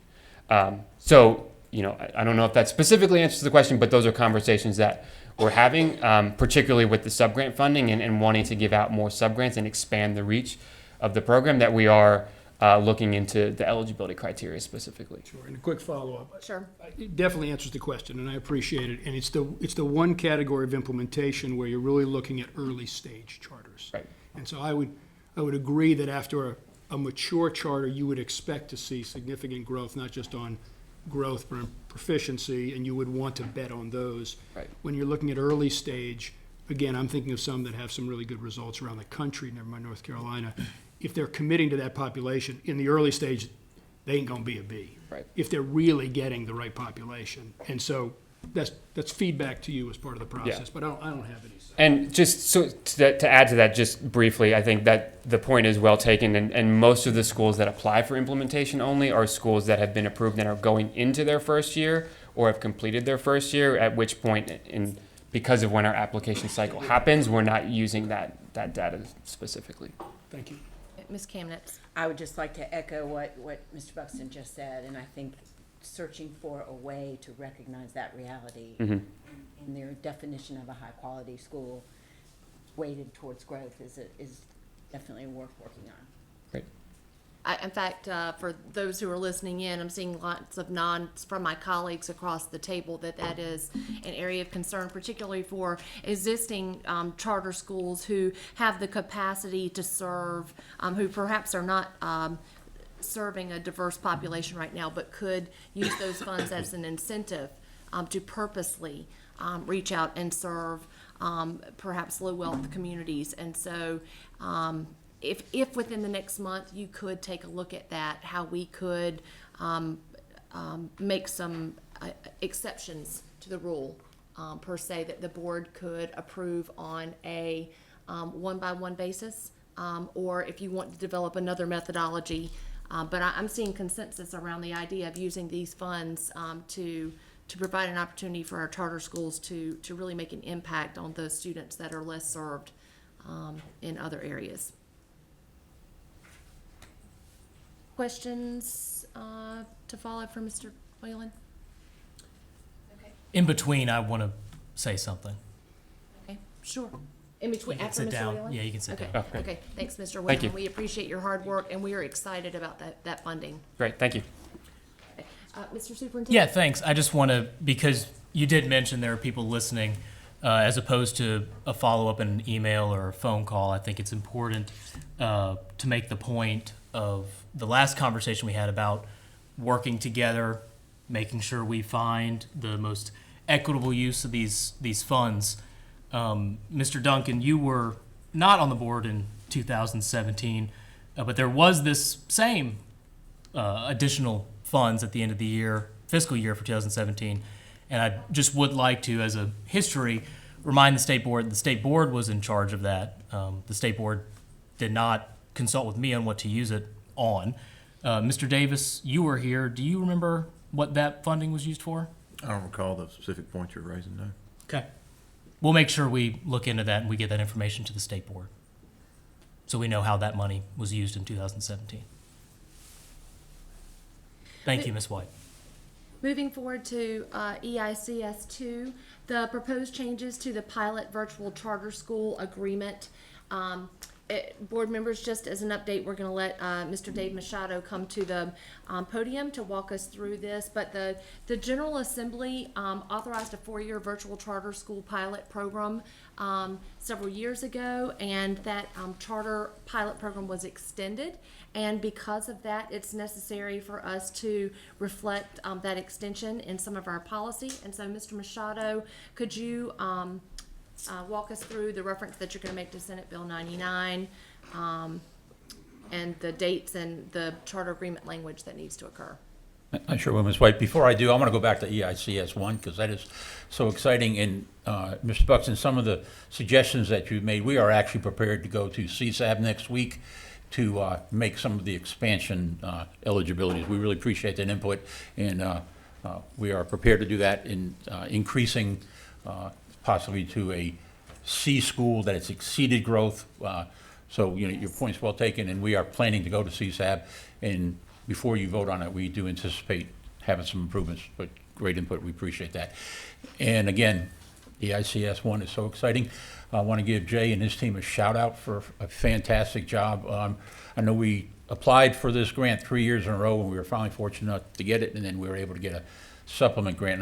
And we can see in our internal conversations that we're having with the charter school community, conversations that are having at a CSAB level, that this is a huge incentive for our schools to lower barriers for this population that we definitely want to serve. Not only, and we have a lot of high quality charter schools that really haven't thought about expanding into an EDS population that we are now having ongoing conversations. So this is definitely moving the needle more than anything that I've seen since I've been involved in the charter school movement. So, just huge shout out to Jay and his team for doing a fantastic job. Okay. EICS 2, as Ms. White said, when General Assembly Senate Bill 99 extended the virtual charter school pilot for 4 more years through 2022-23. Because of that, the charter agreement that they had originally signed has changed a good bit. So all we're asking for you to do is to approve this new charter agreement that all the other charter schools are currently using at the same time. Some of the changes were adding reference to the state board. Senate Bill 99 changed the appropriate dates, language pertaining to a governing board that is currently in the charter agreement, language regarding fees and charter amendments to be consistent with statute and policy, updating the mailing address of the Office of Charter School, and including any relevant legislation in the charter agreement. So again, all we're asking is that the virtual charter school agreement mirror a regular charter brick and mortar charter school agreement. When the extension, again, the original pilot was for 4 years, the terminology that's in that original agreement is different than what's in the charter agreements you have already approved for brick and mortar schools. Board members, questions about the necessary changes to the language in our policy to align with the pilot virtual charter school extension? Okay, excellent. Thank you, Mr. Machado. If you will stay right there and walk us through EICS 3, which is our 2018 Charter School Performance Framework Report. This is a process that is a collection of data that's provided to us in order to better outline the number of charter schools not meeting or meeting and exceeding expectations without going into a 5-minute thing. But Mr. Machado, thank you so much for your time today. Okay, thank you. What we're going to talk about this today is the charter school performance framework and the process and how it relates to the State Board of Ed strategic plan, and to talk about the procedures in the framework itself. And I want to be really clear that this is not the charter school annual report that I'll be presenting to you in January. This is a totally different report that we're required to present to you every year. And it is the main tool that our office uses to monitor 196 charter schools throughout the state. Again, what is the performance framework? It is a tool that we use to monitor all of our schools and how they're achieving the goals for the State Board of Ed strategic plan. This report is for academic year 2017-18, and that is a strategic plan that we are comparing it to. This performance framework report is also a consolidated place where every school's information is in, and it monitors charter school accountability, operational and financial accountability. All the measures are based on state board policy, the charter agreement, and general statute. So again, this is a huge undertaking by our office, and it definitely emphasizes that there is a lot of accountability in the charter school world. This is an annual report, and it's a collection and review of policies, procedures, academic performance, financial performance for the entire charter school population. It is stored in what is called Epicenter. That is a cloud-based data platform that a lot of authorizers across the country use, and we are fortunate enough to be able to have that funded so we can use it. And a lot of this information, or all this information that we're getting on our charter schools, is either coming from internal agencies and DPI, external agencies, or even some self-reporting from the schools. And you can see that my staff reviews over 3,000 documents every year. We have a performance framework team made up of 3 people. So 3 people are looking at 3,000 documents every year and giving feedback to our schools, whether this is incompliant, and giving them suggestions of how to write better policies. And some of the agencies that give us feedback are FBS, EC, accountability, federal programs, and DHHS. And this report is for the Charter School Advisory Board, State Board of Ed, and all of our stakeholders. This is what the performance framework report looks like. There's 21 measures, and each one of these measures has multiple facets to it. So I think there's over 40 measures that we're looking at in our charter school community. And if you're in renewal year, there's an additional 7 or 8 measures that you'll have to be accountable for. Again, it's aligned with the State Board strategic plan. The main objective is to increase the number of charter schools meeting academic, operational, and financial goals that this board set, and the percentage of charter schools meeting or exceeding all financial and operational goals as measured by our performance framework. So what we're getting ready to do is compare how our schools did based on the goals that the State Board of Ed passed that particular year. So, and again, I don't want to confuse it to our annual report where we do a report on how our schools are doing overall.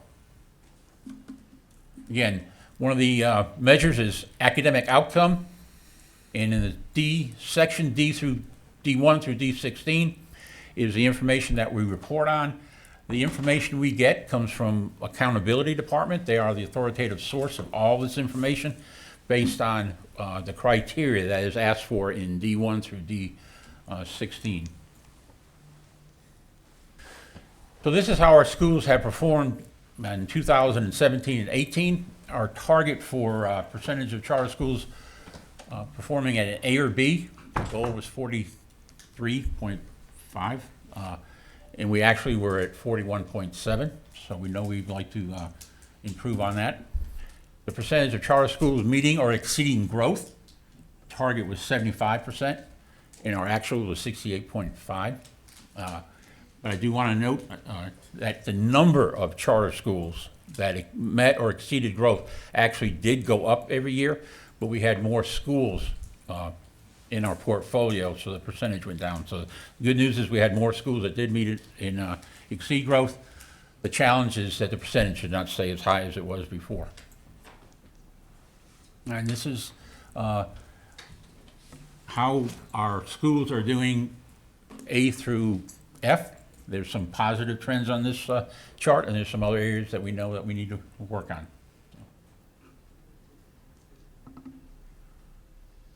So the percentage of schools, of our charter schools, C or better in 17-18 was 77.8%, higher than it was in 16-17. That is a good positive trend. The percentage of D and F charter schools was 22.2%, went down from 2016-17. Again, another positive trend. And this is how our subgroups performed in 17-18 based on the measures in D1 through 16. And the percentages that you're seeing right there is how, say, men, the male population in charter schools, how many of them had scored a 3 or higher, and comparable to what the traditional LEAs did. I know there's always conversation of why are we comparing charters to traditionals, and this report is required that we do. So you can see how our subgroups are doing.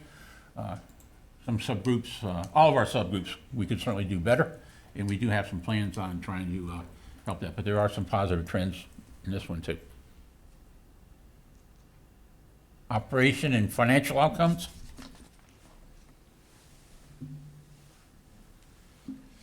The measure 2.4.3 percentage of charter schools meeting or exceeding all financial and operational goals as measured by the Office of Charter School Performance Framework. And all charter schools were measured on a maximum of 19 criteria for operation and 1 criteria for financial. The financial performance, that information is provided to us from Financial Business Services. So you can see on this chart that there has been, the trend is positive. I think our goal was 90% that we met or exceeded, and I think we actually met, it was 94.5. I just got new contacts yesterday, and I can't see as well as I did yesterday, so I apologize. Gonna go back this afternoon. And this is how, again, how we performed in operation and financial. And it's interesting to note that from previous year to 17-18, our exceeded mark went down, but met went up. And that is because our office made a conscious effort to dig deep into what these schools were providing to us and giving them feedback was, that policy is close, but it's not correct, and we kept sending it back. So that is why you saw exceeded going down, but met going up. But again, combined the two, 94.2 of our schools were above the 90% target. And this is all of our renewal schools. Like I said earlier, they have 7 or 8 different additional measures that they must meet.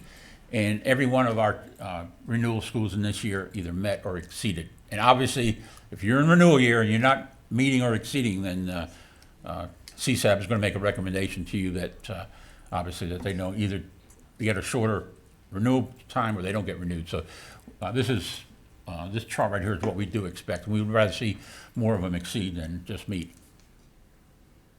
Financial compliance, we had 1 school that was non-compliant and 2 that had unresolved issues.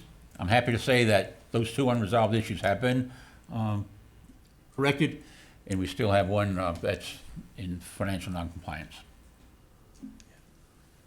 And this is putting all the charts together to show how our schools did in, again, 2017 and 18, where we feel like we have some areas to celebrate and some areas that we definitely need to improved. And when we come back up in January to do our annual report, we'll dig more into the data and analyzing the data. But this is a good summary of where our schools were in 2017 and 18. Questions? Excellent. Board members, thoughts on this presentation? It's a lot of data if you haven't had the chance to get to it before now, but I so appreciate the thoroughness with which you give us tools to measure from a number of different spectrums to evaluate how our charter schools across our state are progressing, meeting the academic needs of the students, but also all of the things that go along with the things that happen in the classroom, and that has to do with how they operate and how they manage the money that's allocated. And Questions? this report, if I may, helps us determine what professional development opportunities we need to be doing. And we just last week had we used to call it low performing training camp, now we call it Leaders in Learning, and it was conducted at Healthy Start, where Alex Quigley did a day-long professional development with our low-performing charter schools. Did breakout sessions, they went into the classrooms to see it, so we are really trying to make sure that we step up our professional development opportunities for our low-performing schools. And then what Jay was talking about a while back about with this increased funding that we're going to start including low-performing schools in our fellows program, because this is some fantastic professional development. We want those schools to experience this so they can improve also. And if you are visiting a charter school, which I hope you visit a lot, and you mention the word performance framework, you're probably going to get a frown, because this is a very heavy lift for our schools. But my team, to give them a shout out, we have tried to make it much more customer service, and it's not a gotcha. It's okay, here's where we need to improve. So again, I want to thank my team for doing a great job on that. Mr. Duncan. This is just curiosity. The 17-18 showed a total of 167 schools that were rated. Was that our total number of charter schools that year, or were there any that were not? No, it's the numbers, I don't know what the exact number is, but we could have schools that were alternative schools at the time. There might be schools that were K through 2 that might not have fell in some of these, so that's why the number's a little lower. Lower than the actual number. I thought there was a discrepancy. I was just trying to figure out why. Ms. Morris, did I see your hand? Yeah. Do you have data for subgroups for English language learners? I don't see it. Yes, we do. I don't see that. If it's not in this report, I can certainly get it to you, but And then maybe what percent of our Hispanic students are English language learners in this I don't have that. I'm interested about that data.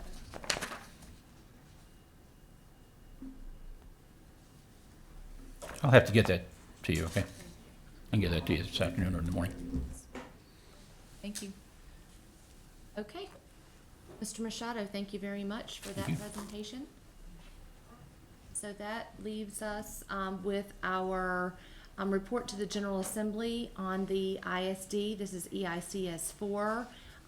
It's Mr. Ellerby and is Dr. Ellerby is going to come forward and walk us through the early results from our inaugural school at Southside Ashpole in Robeson County. Welcome. Okay, thank you.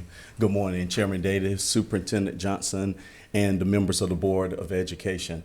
I am James Ellerby, and I serve as the Innovative School District Superintendent. I do have a co-presenter with me today, and it is Dr. Tripp Stallings. He's from NC State with the Fire Institute that's going to help me with the ISD evaluation year 1 report. And before we get started, I'd like to point out that this is not an evaluation of the ISD itself based upon the data that was collected, but it is about the implementation of support to the school Southside Ashpole in Robeson County.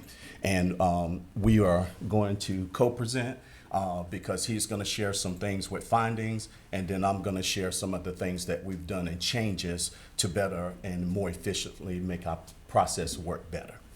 Yes. And before you start, one comment for board members. If you'll remember, we discussed at the board table inviting Tricia Cotham, the new executive director of AAC, to join us for this presentation, and she was summoned for federal jury duty and is in Washington, D.C., so she begs apologies upon the board's behalf and would love to give us an update in person at another time, along with the information shared, but that is why she did not make it to this board meeting. Yes. Get called to Washington, D.C. Yes. That's like super court. Anyway, so, anywho. So we're trying to have her in December for that update. Okay. All right. First of all, I'd like to point out. Maybe she is lobbying or something. That's what I thought. Yeah. Okay. First of all, I'd like to point out we always look at our work through the vision and the mission, and of course our strategic goals that we have for the state. We focus in the area of equity and opportunity. Thanks, Dr. Ellaby. Yes. I tend to like to present from a storytelling mode. That's a little challenging when my audience already has read the last chapter. But it gives me a good opportunity to talk about our role in this evaluation and why I've asked Dr. Ellaby to join me, and I'm really glad that he did. We reached out to Trish and learned a little bit earlier about her request for duty up in D.C. As Dr. Ellaby pointed out, we have not been contracted to evaluate the policy. We've been contracted to provide formative feedback about the outcomes that the ISD is producing and how to make things better both at the individual school level and across the ISD. So in that spirit, I wanted to give Dr. Ellaby a chance to respond publicly to some of the things that we learned this year.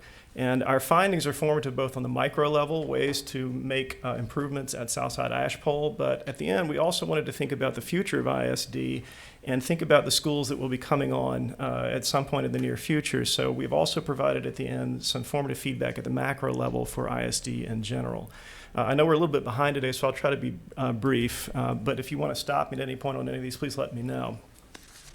We do want to point out almost all of my presentations to the board come with some level of caveat because of the limitations of data, and I just want to reiterate the fact that when we have one school for 1 year, it's really hard to say that this is an evaluation of ISD, as Dr. Ellaby pointed out.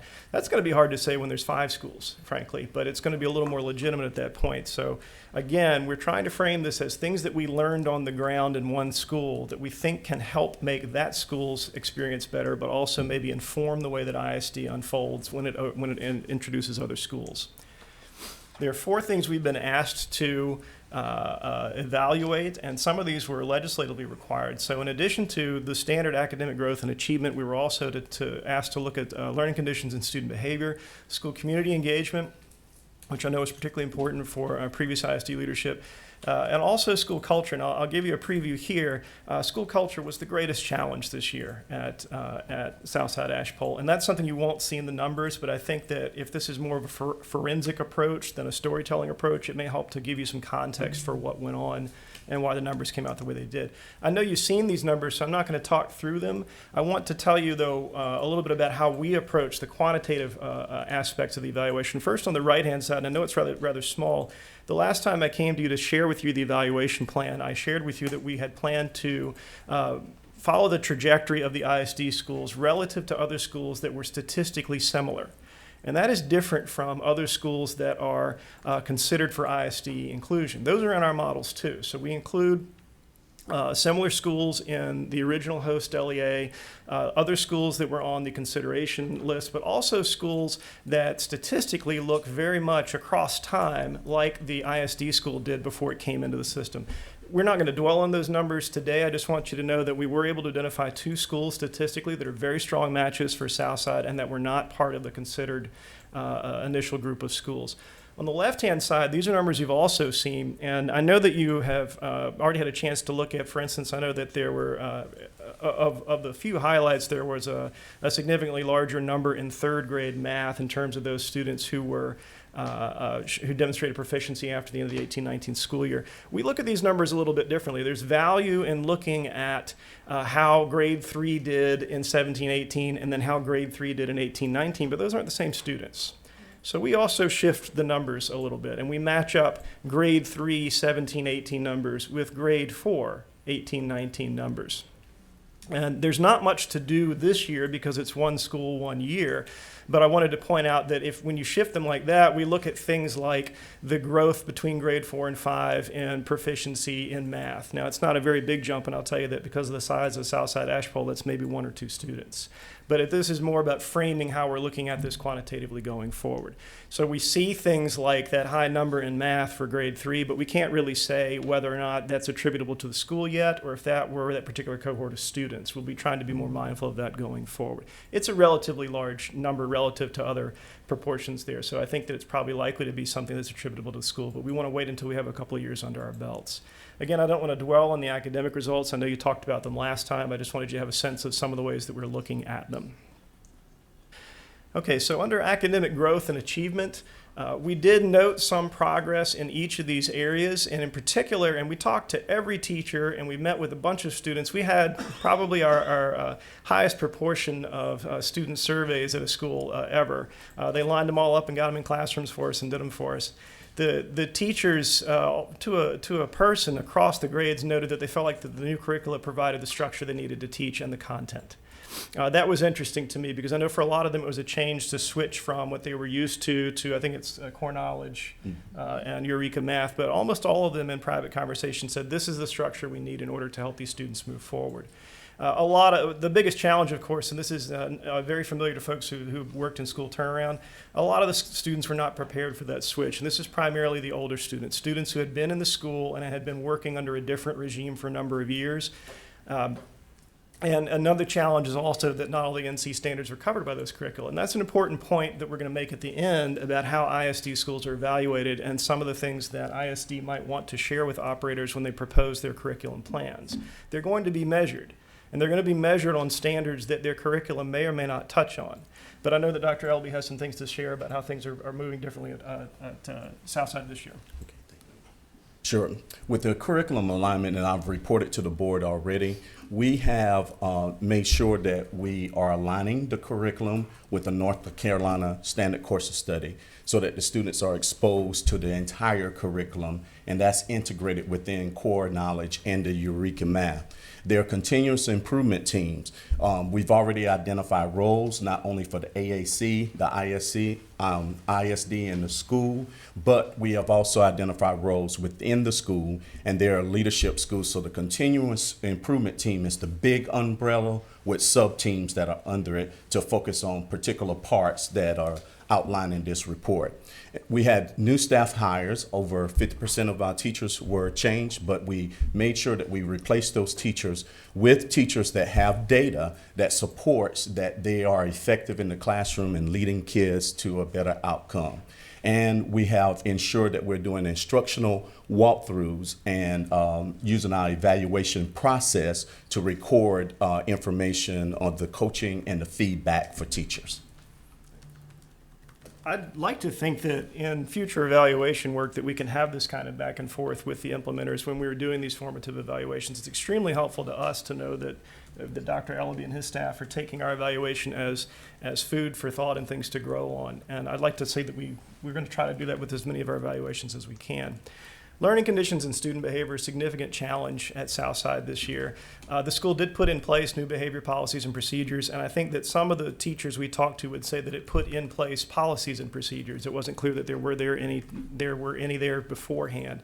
Again, this is where older students struggled, also where teachers struggled. We had a number of teachers who ended up by the end of the year creating their own alternate discipline rules. For any of you who have run a school or a school system, that is a recipe for disaster, and it was. It was a significant challenge. It underpinned one of the greater challenges of the school, which was the increasing separation between administration and staff over the course of the year. And again, talking about the umbrella of the continuous improvement team, one of those teams is the culture and climate event team to ensure we're doing positive things to recognize the type of behaviors that we want instituted at the school. There's a safety focus. The safety is also in support with having the RSO and other law enforcement agents coming into the school and partnering with the school to show support. There's ongoing monitoring, and I should have put this as progress monitoring. We have some systems set up now so that we can monitor monitor what's going on within the school as far as the information that's inputted by the school. But there's also visits. I'm making regular visits down to Southside Ashpole, and along with AAC, they're present there as well. And then work orders are there, and you might say, what are these work orders about? But in the report, it was showing that there were some work orders that were not fulfilled, that were actually hindering the teaching and learning environment. We worked with PSRC, the Public Schools of Robeson County, to ensure that those work orders were addressed, and we have collaborative meetings as well to ensure that's ongoing. School community engagement started as I think a real positive. There was a lot of efforts made, and we learned this from the teachers, not from administration, a lot of efforts to open up the school in ways that it had not been before. Now, for those of you who are in schools, you might think, well, they should have been doing that all along, and that's a separate conversation. But for instance, events were held both in the morning and the evening. There were ways the parents felt more welcomed and felt comfortable meeting with administrators and teachers. One of the challenges was communication about the actual academic plan, and this goes back to the earlier comment about the disconnect between the curriculum and the way that it's measured. The parents also, at least the ones who responded to our survey, were not as confident in their understanding of what their students were learning or why they were learning it. So under that continuous team umbrella, again, is an academic booster team, which this team really focused on instruction and the evaluations and the assessments, using NC check-ins, using SchoolNet, and being able to transform that data into instructional practices that will get students better outcomes.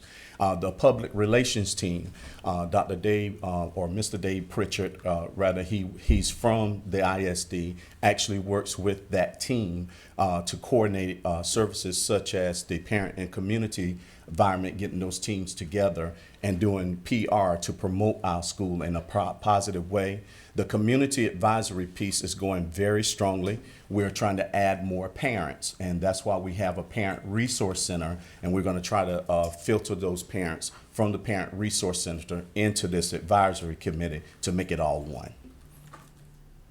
At this point, it should be clear why I don't dance in public. I have a hard time doing the change back and forth. School culture, and I've got 2 slides on this, and I'm going to go through both and then leave it to you to follow up at the second one, because this is where the real challenge was this year. The teachers did acknowledge in separate conversations that they were encouraged to take leadership roles, but even administration admitted that by the end of the year, the school became a top-down leadership place, largely because of the number of fires that were being put out. Teachers noted they needed more support staff, more professional development. But in addition to that, let me move up one. Overall, while there was some improvement in student attitudes and behaviors, according to the teachers who had some knowledge of the school beforehand, 2/3 or less of the students reported that they felt safe or supported by adults.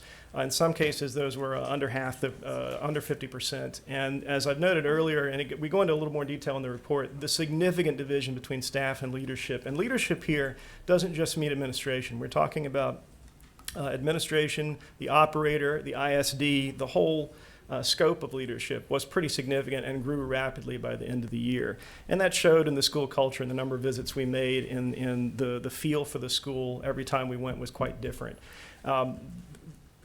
Some may question why we put any weight on, or as much weight as we do on, student surveys. I want to remind this board that they're often our most reliable source of information, and their ratings on other things on that survey were quite high. So we took these as very serious if these students felt the need to share these lower ratings for their feelings of safety and support.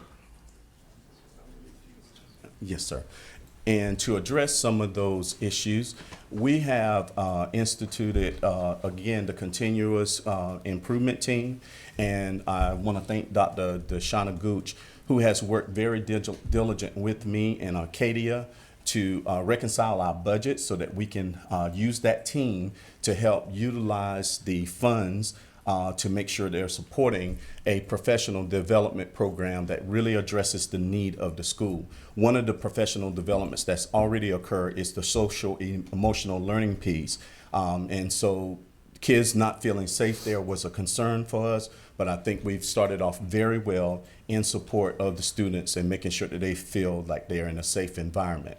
The collaborative teams continue in those meetings. The meetings are on a schedule and they're intentional. That's not only with AAC, ISD and the school, but with PSRC as well. The student advisory has already begun. They had their first meeting on yesterday. There are 12 students on that team, and each one of these buckets that we've outlined today, they address things and questions in those areas to see how students are feeling. There's the new school director or the new school principal in place, and I am doing the evaluation of the new school principal. And so we have a checklist of things that we want to see during our meetings. And that's a part of the progress monitoring piece to ensure those areas are being addressed and that there's continuous feedback for ways to improve and definitely to accentuate the things that are going super well there. So I noted earlier that we're in a unique position as evaluators because we've got one school. And we were able to provide probably more in-depth analysis of a single school here because of that than you almost ever have the opportunity to do. It's good in the sense, and I feel good about the feedback we're able to provide about Southside, and I really feel good about the changes that are in place there for Southside in particular, but that doesn't really speak to the ISD overall, and we felt like we were obliged to provide some feedback and some thoughts about how to think about restructures for ISD writ large as other schools come on. I know that some of this will be statutorily restricted, but I did want to point out three areas of overall ISD recommendation. Just some broader observations. We noted that the year one results were flat, not a lot changed from previous years, but we do feel like some groundwork was laid. And in order to build on that in future ISD schools, one of the things we're recommending is that the ISD encourage, if not require, the proposing operators to pursue bolder, more comprehensive academic changes. The changes that were put in place at Southside were positive, but also somewhat conservative. And when we're talking about working in the schools that struggle the most, we're going to need to see more dynamic change from day one. Also, as I mentioned earlier, we want to remind the operators that they are measured on things that their curriculum may not match with. Dr. Elby has already addressed to some extent how they're helping the curriculum, how they're helping to support the curriculum so that it covers all the standards on which they're measured. We continue to stress the need for annual school level reports. I was listening to Mr. Machado's presentation and thinking that's exactly what I'm talking about. It is a burden, and we've got a shortened version in our appendix that we recommend, but I think for many of these schools, we need to know the context of what's going on, and they need an opportunity to talk about that. I want to remind everyone too, and we know this from our days with school turnaround, from district and school transformation, from TALIS, from any other work we've done on school turnaround, successful turnaround does take time. I know that when we first met with the operators, their expectation was for things to change overnight. We cautioned against that because we've been around the block a few times. And we will caution again that for any of and we're speaking more to operators here, when you make your proposal to please be mindful of what the trajectory of change will look like so that expectations are feasible. We also would really stress the importance of pre-planning time. For something I'll talk to you all about this afternoon with the advanced teaching roles pilots, a lot of those districts spend a whole year planning before they incorporate the advanced teaching roles pilots. The ISD schools need that time. Now, this first school opened quickly because of a legislative timeline that didn't allow for a lot of planning, but it led to quick hires and it led to quick decisions about how the school was operated. When possible, I would really encourage ISD and those who allow them to do that to provide more time for these schools as they prepare their transition. The last one is let's just peel back the cover and be honest that really successful turnaround requires cooperation and understanding across all the leadership entities. We did not have that last year, simply put. And we chronicle that, I think, fairly in the report. I think it doesn't take a lot of digging to learn about that. It is of paramount importance, and Dr. Elby's already spoken to a lot of the ways that this has been tackled for this year, for everyone in a leadership position in the ISD structure. Because of this unique structure, it's its own school district, but it has all of these separate operators and then all of these principals who may or may not be coming from a North Carolina context or from the context of the district in which they're operating. Everybody needs to be on the same page from day one. And to help that, and this is also more of a wish list than something that you can always follow through on, these schools will function better if there's at least one partner who has some credible connections to the community in which that school is embedded. That was something that was expressed to us by people on the ground in Southside this year as a regret that they wish they'd had that. You can't always get that, but it's something to be more, I think, open and mindful about. Next steps for, I'm gonna let Dr. Ellaby respond to some of those bigger ones, and I've got a couple of next step notes. Okay. So I wanted to just highlight the recommendations that we are focused on to the left there. And I've already covered the information, as you see, as far as the response to it. And I would like to reiterate that we are working with our innovative school operator more closely, and the ISD and the school itself each one has their role, and each one of us report on our purviews when we come together as a continuous leadership team to ensure that we're addressing these areas and that the school would be very successful this year. So next steps for us, oh, do you want to get that first, or? Yes, sir. Oh, sorry, yeah, my apologies. All right, so our enrollment is at 215 students. From August 26th to September the 25th, I'm so proud to announce that our staff attendance was 99%, and our student attendance is also 99%. And as you can see, we have our positions filled there at the school. These are some of the events that have occurred, and there are some more upcoming events that we'll report on. I'm glad to report today was the National Walk Back to School Day, and Southside Ashpole participated. We had about 7 or 8 law enforcement agents, 75% of the students, and 75% of the teachers actually went on the walk with the Southeastern Health System, who is also in support of this. The focus is unity and a wellness program, being active as you doing your daily activities. And so 25% of the students and teachers stayed back that did not want to participate in the school walk. So next steps for us, just so you know, we knew going in that there would only be one school in the first year, and so we did the best we could to both provide that macro and micro feedback. We anticipated having other schools to work with in year 2. So we're moving forward with the evaluation, but we are also going to be continually meeting with Dr. Elby, with the other folks in the ISD office. In fact, our first meeting is in a couple of weeks down at Southside Ashpole with the operators to figure out what the best use of our time and resources will be in this year coming up, and even whether that's an important thing for us to do. We don't intend to require the state to honor a contract that doesn't make a lot of sense when there's only one school to be evaluated, but we do feel like there's some value added that we can bring to the table, so we'll be talking to Dr. Elby and others about what that might look like. But in addition, working with the school on the ground with the formative results that we have to think about how things are going this year and how they might change.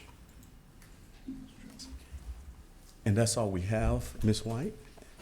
Thank you very much. Board members, comments about this presentation?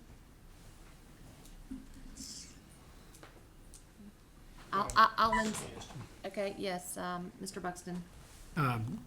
First, Ms. White, thank you, and appreciate always the partnership with the Friday Institute, who I think gives us a lot of high-quality support. Appreciate Dr. Ellerby's continuous improvement frame and the way you've come in and really, I think, tackled this challenge with a lot of professionalism and focus and just a continuous improvement, not a defensive approach. So I just want to recognize that. Thank you. A lot of high-performing charters I've learned through Mr. Machado and others, their boards have a dashboard they look at a monthly basis. And they're looking at enrollment, and they're looking at teacher retention, and they're looking at curriculum implementation, interim assessments. We are this school's board. There's probably a dashboard, and in some ways what we've seen today is almost a first draft of it with some numbers. If we had the opportunity, and I make this as a suggestion to you, this is your committee, if we had a monthly dashboard that we had a chance to look at, which might include some evaluation of how our operator's doing as well, so we don't get to June of next year before we know where things are, because clearly Dr. Elby is on top of this. That may be a good opportunity for us to be engaged. But I'll respond and then give you an opportunity to respond. Clearly, one of the highlights of the presentation is lack of leadership and oversight provided, and it is our responsibility to provide that direction and that oversight. And so, same team. and not working in silos, and the approach that DPI and the ISD and the operator and the school leader are all working together towards the same goal, I think will prove results in the end. So allowing us to have an opportunity to review more consistently exactly what's going on the campus, I think will be effectual for all of us. Great point. Thank you. Dr. Stallings, I want to echo Mr. Buxton's sentiments. We certainly appreciate you providing the clarity and the data around what happened last year. We wish it were a glowing report. You can see the glass half full, or you can see it half empty, and we can see it as an opportunity for improvement, for advancement, for the betterment of the students that are at that school, and for any other school that might be added to the innovative school district.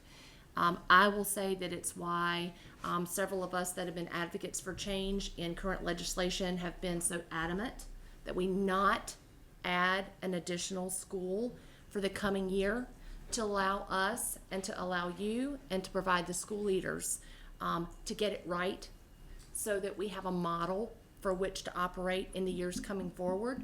And so we will continue to maintain that that stance, that we'd like the opportunity for this to be successful. And we need it. We need the chance to go back to the drawing board and get it right. Yes. Do you mind if I add something real quick? Sure, Dr. Stallings. I'll remind the board too that our recommendation, both to the ISD under different leadership and to the board, was to consider the first year pilot year for that very reason. That's not how it's been framed, but we in our evaluation continue to think of it that way. There was a significant amount learned during the first year, and we look forward to seeing how that learning helps to change the approach both at the micro level, at the single school, and across the ISD. Mr. Duncan. This is just a thought that occurred to me. It's probably not feasible, but you mentioned it would be more helpful if you had a broader spectrum to compare to, but right now there's only one school in the ISD. As you know, we consider it very seriously for some period of time based on the recommendation of staff adding Carver Heights Elementary School in Goldsboro last year. Has there been any thought to perhaps going back and seeing what they did in the past year, so that you would have some comparative thoughts or a broader perspective in terms of looking at different approaches for trying to get the goal we all want, which is outstanding educational opportunities for our kids? So it's a bit of a slog. Our full reports tend to be longer than the crisp 2-page executive summaries, but at the back of the 100-plus page report, we do have an appendix that lists all of the schools that we're using for comparison. Carver Heights is not on that list because it was chosen, or it was identified under a different mechanism. However, we do include all of the other schools that were in Southside Ashpole's cohort for that very reason. These were schools that were considered, and in particular, we look at the 5 that were the finalists. And so it's not exactly what you're talking about, but those are one of our comparison groups. So those 5 finalists and Ashpole. I would be a little hesitant to include Carver Heights statistically, but I think we can certainly do that anecdotally and just sharing the numbers, because it was chosen under slightly different circumstances. But yes, so thank you for that suggestion. And Vice Chairman Duncan, I'd like to also add that Dr. Stiegel has visited Carver Heights to talk about some of the things that they're doing to significantly improve. And I've also been invited by Dr. Faison to come out and visit, and I'm going to schedule that as well. But Dr. Stiegel.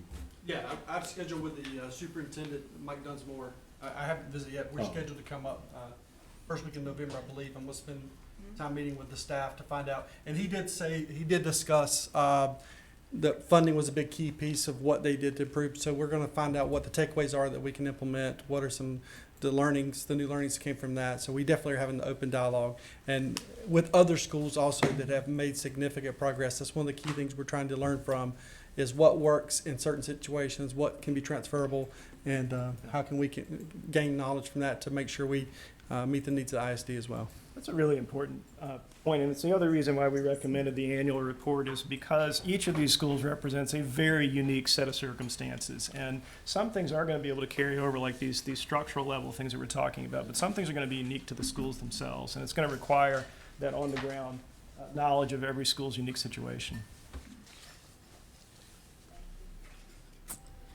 Okay, without any further questions on this item, I'll make a correction. I made a mistake. Tricia Cotham is not in Washington DC. She's in Charlotte. Sorry. A lot more sense, thank you. Okay. Yes, so sorry. Big difference. I'll retract those words. I do want to bring to your attention that EICS 6 is our consent item. That'll be on our agenda tomorrow, and it is the report to the General Assembly on the state's lowest performing schools. Mr. Chairman, that concludes my committee report, and thank you for your time today. Thank you, Ms. White. We'll now break for lunch and reconvene at 1:40. On schedule. Hey, welcome. Good to see you. How you doing? This is like based on we. Yeah, next one. Wow. Oh, yeah.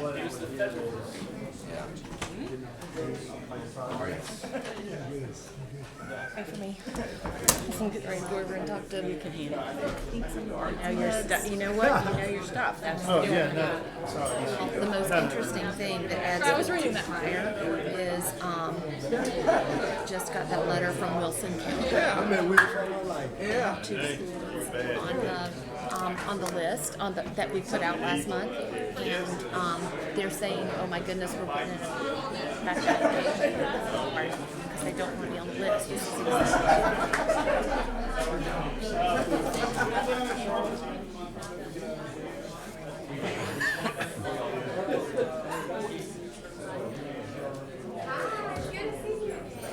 So this is committee. This is that joint committee. House and Senate that's working on. It's a called conference committee to talk about the wording. So hopefully, I was going to say, I mean, you know, hopefully this will be, okay, now let's take it and get it approved. Let's have another meeting. right. Well, it is a large bureaucracy. I have time to. Yes. Do I have time to move on the Yes, I was before? getting ready to say, you have, what's, 10 minutes? Yes. So you want something to No, I'm just gonna go. I'm gonna leave it. I'm 11 minutes to chat.